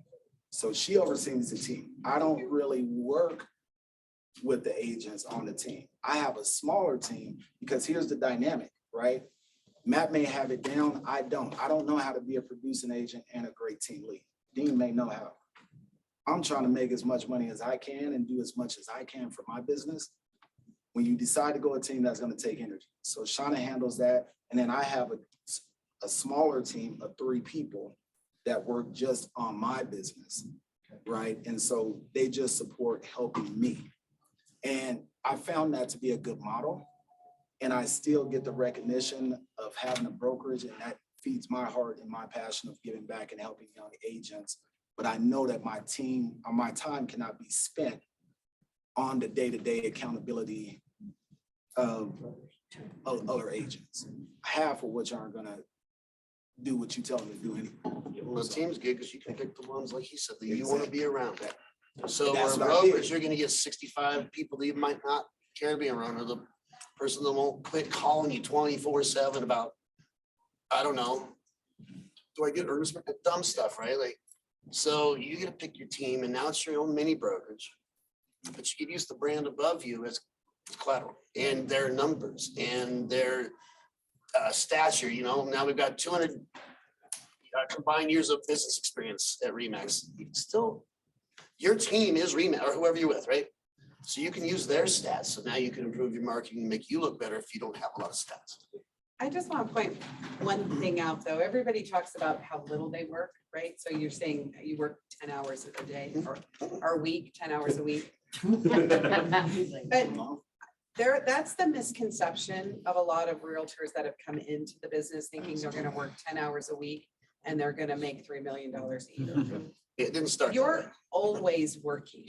So you may be working in your business 10 hours a week where you're at your desk and you're making phone calls and you're doing very specific tasks.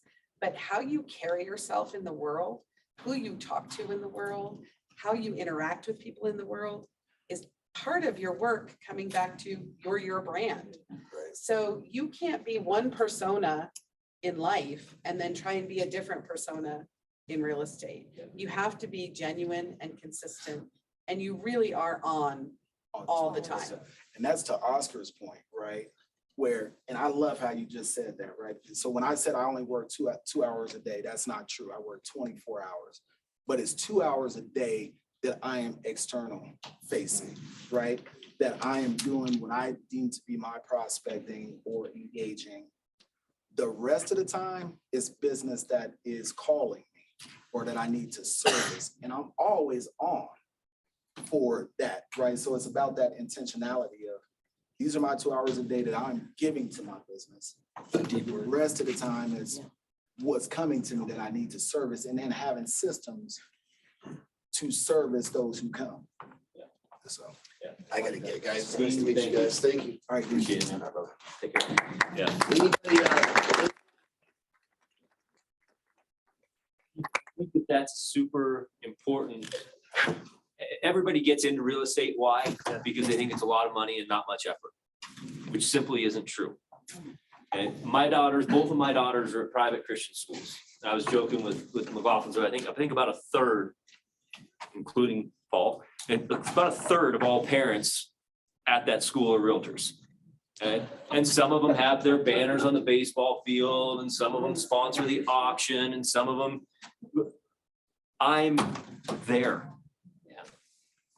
I'm running watchdogs. I'm there at recess. I'm coaching basketball. That's my work. Okay, yeah, it's fine to sponsor things. It's effective to sponsor things. You need to be aware that you are always on, and that who you are, and that's what I love about this group is the authenticity of this group. Who you are is who you are, and that's going to attract people and dive into that. So I am genuinely grateful that you guys showed up today. I know that we have business. I know that we have things to do. In my opinion, and this just comes from the education side of me, there is nothing we can do for our business that is more important than constantly learning. Okay? If all I'm trying to do is 2.5 transactions a month, the hell am I doing with the rest of my time if I'm not reading books, talking to people, listening to podcasts? Okay? And for you guys to be 5 of the top, literally 5 of the top 0.5%, all 5 of you are in the top 0.5% of producing realtors in Denver. For you guys to come and take 2 hours out for free. I don't know if I mentioned that before.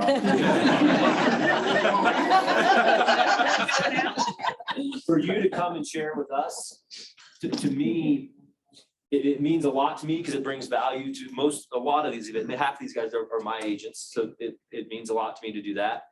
But to me, it gets me excited. You guys are the ones I want to spend time with anyway. This allows me to do it in a way that fits my schedule and my personality. So the fact that you guys took time to do this today, thank you. I appreciate it genuinely. Thank you for having us. Yeah, absolutely. And for you guys, thank you. And Andy, Yeah. for opening up this room for us and for providing the food for us. You guys didn't have to do that either. And it matters to me as the Matt Thompson home team and the only realtor on my team. You guys are my team. And to have people open up things, I didn't know Canvas Credit Union until 2 weeks ago when Brandon introduced them to me. And that's been a struggle for me because like Denise said, I had my lender. I'm not a super open-minded person, and to realize to go, okay, I might have my lender and there are other good lenders that can service me. That was really hard when I left when I left my previous brokerage. I bled that brokerage. And there was and all of a sudden, and I recruited people, I'm like, you're not a real business owner if you're not with us. And when all of a sudden that brokerage started falling apart and I had to look somewhere else, I went, oh, there's a lot of good realtors and a lot of good models and a lot of good lenders and a lot of good title companies. Take time to get to know each other. So thank you for opening this up. I know you guys didn't have to. Thank you guys for coming today. That was super grateful. And yeah, we'll do another one.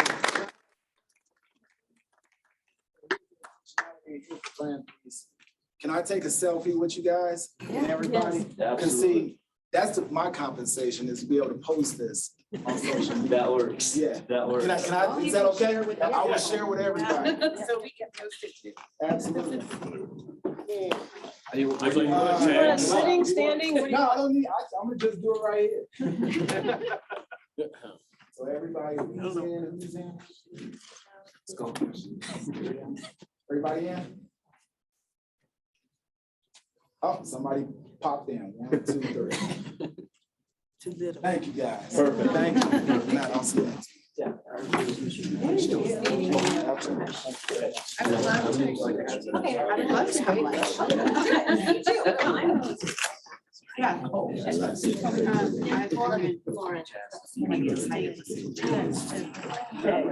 that is the part that I miss.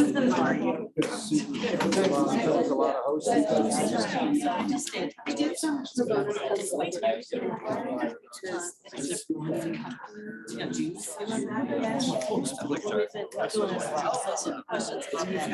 Don't hesitate to reach out. So I. Well, I think it's. I know.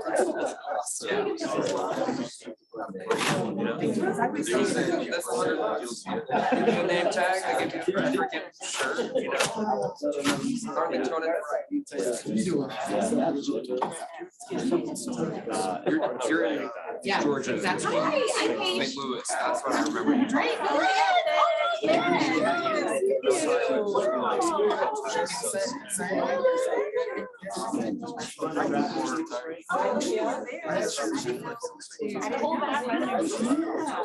Yeah. So good to see you. Thanks for coming. That's great. Go to where the business is.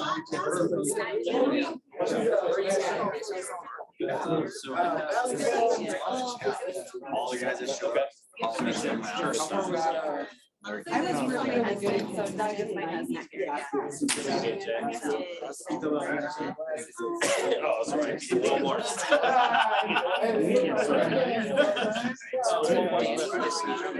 That's a flag. That's why I love you. Find yourself in the world. I felt it. Never know. You as well. Good luck in St. Louis, man. Just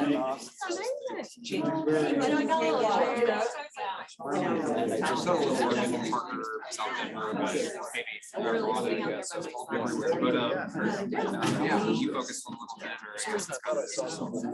All over the Denver metro. Sure. But Southwest. Sure. Hey, Right now we're in Las Vegas. We are.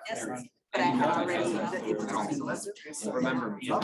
Send me any multifamily off market, whatever you can do in that vein. Or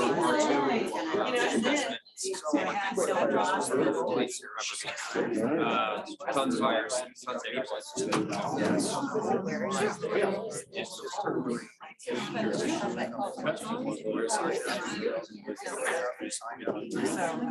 Everybody standing in line.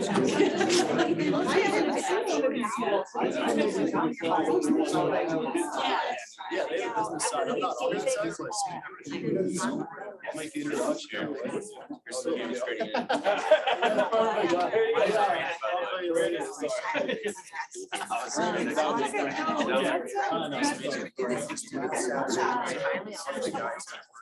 I'm a Fathom, but the connection with him.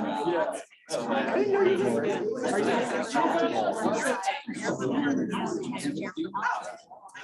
Yeah, you should. I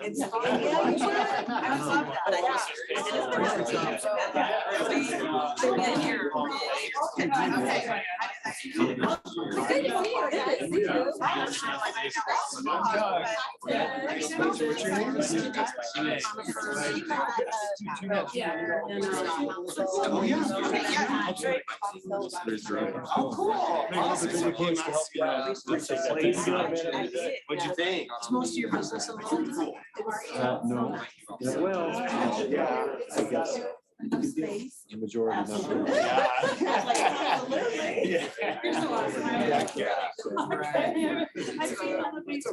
It's nice to have my hands on deals that. Yeah. It's different. My pleasure.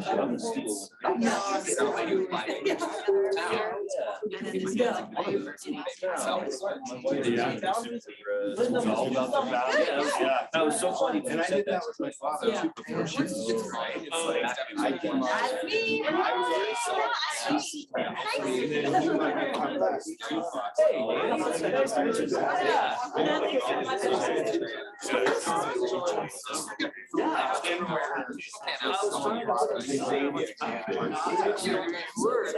That's hard, right? That's hard. Young age.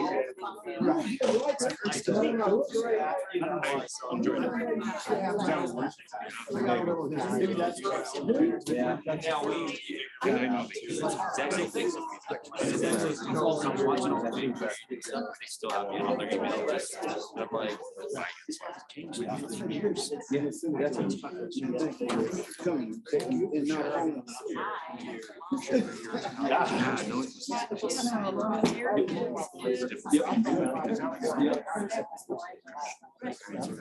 yeah, yeah, it's all good stuff. I'm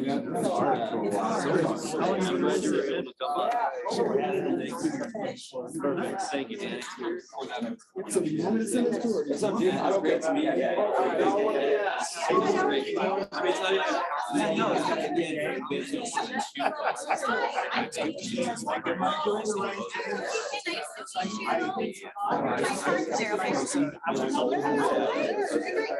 Good.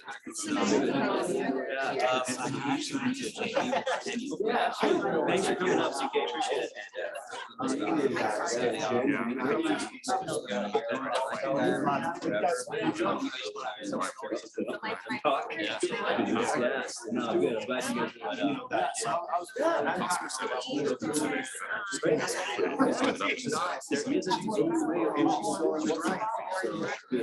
Thank you, guys. And people is just love. Yeah, very cool. He was my coach for.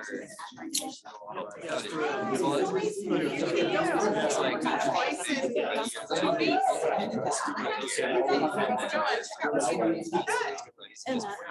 Very cool. He said, I told him, I was like, tell me. I said, I love. Very cool. Thank you. Yeah, that's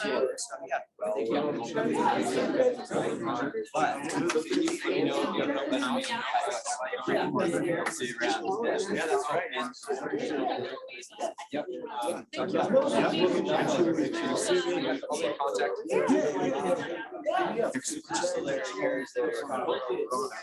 Cold.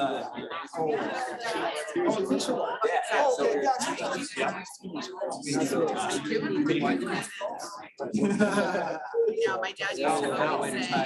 You and Max, right? Cool. Lauren, nice to meet you. I'll get mine here one day. She started doing that nature.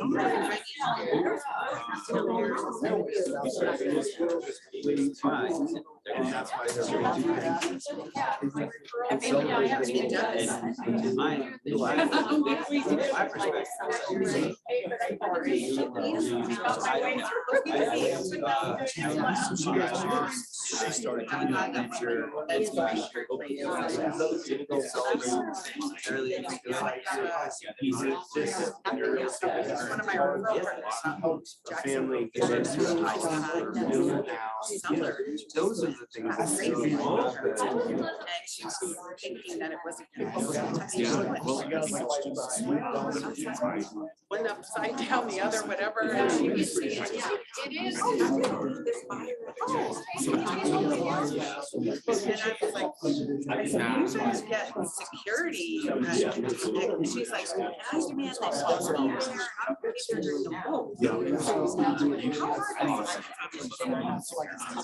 they asked for $15,000 of repairs. We settled it out. It's netted.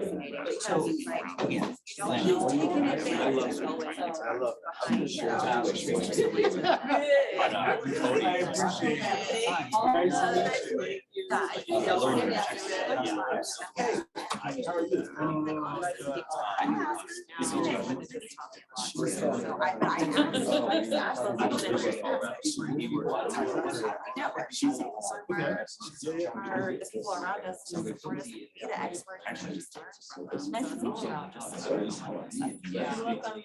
Everybody knows it. This big dog. I've just been around for a while. And I know a lot of people.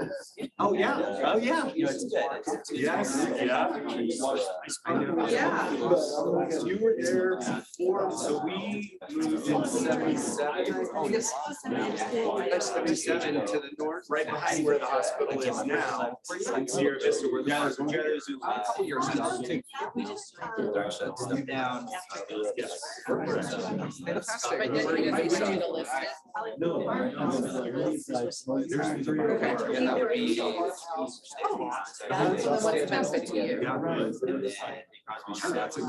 Shut down the office. There's also,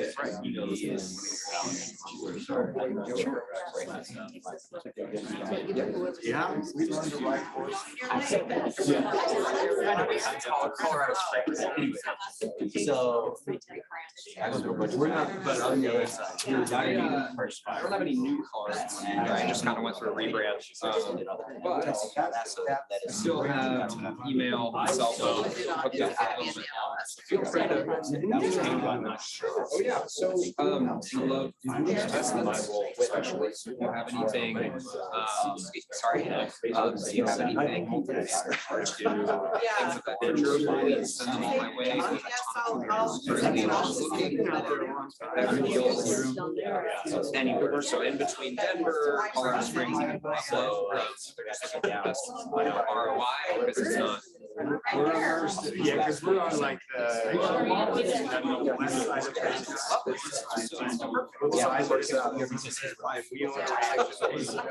I'm in Kiowa all the time. No, just try to remember. County stuff, you know. Nice meeting you.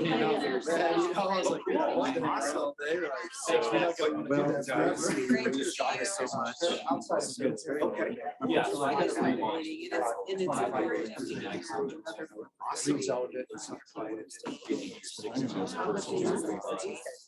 but a lot of those people are.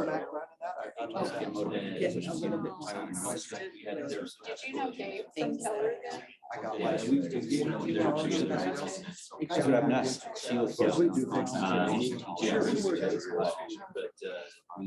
She was. That's great. That's, the more you can immerse yourself in. Spaces. I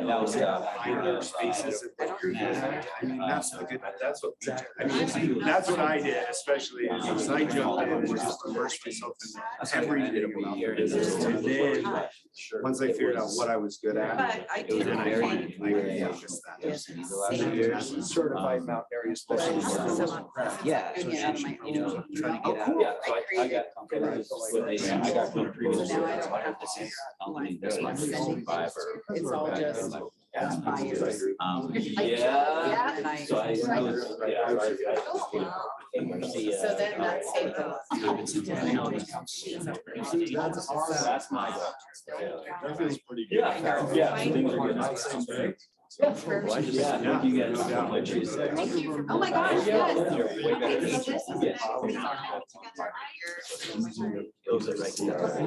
And I feel like I've stepped into just. Mostly 90%.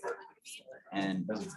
Yeah, so is it one of his? I mean, technically, everybody calls it like doing, yeah, but you can still have the role first employee level status. But So they're all- I don't do it. It's expensive. The first two lessons are like, otherwise you have.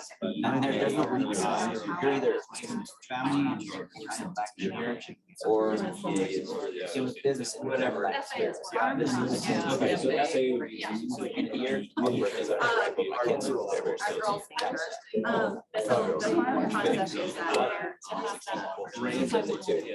That's done. I grinded out. And she's probably. So that's usually when I go on my Yeah. my word. Yeah, I mean, in this history. that's Yeah. what makes me really happy. And then you would be able to. This year, or last year, but last year. They spend money now when they come in. Absolutely. Thank Are you. you from Seattle? We were in Ibarra. Okay, yeah, so we were 40 minutes southwest of Seattle. Oh, okay. Yeah. So. Yeah. That I thought was gonna help. Yeah, I know. That was such a great. I actually grew up in Hartford and then we moved to this farm. So we moved. As soon as he gets, he does decide to realize. Yeah, it was amazing because yeah, we had Hell's Market and there was nothing. I mean, you remember, there was zero. It was farms and that's it. And he's welcome to be. We had to take Parker Road all the way around. Nothing went through. It's all my doctors. Yeah. Growing up, all my doctors every day. Yeah. Right? Which is not a- The scariest thing is, Right? but the most uncomfortable thing is.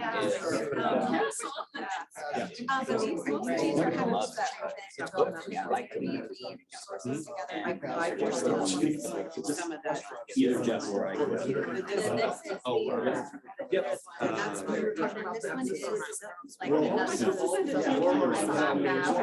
Yeah, that was.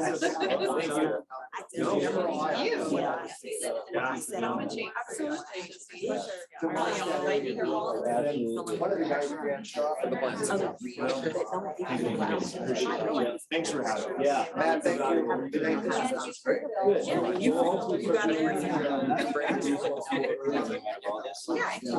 Thanks again. Pleasure to meet you. Nice to meet you. Doug, tell Paige that thank you. That's what I did. I'm Andy. Andy. Gentlemen, I gotta get Brandon. Yeah. I think I will for sure, because I think it's learning from each other and I feel like the changes that we're having. Awesome. In the springs are here.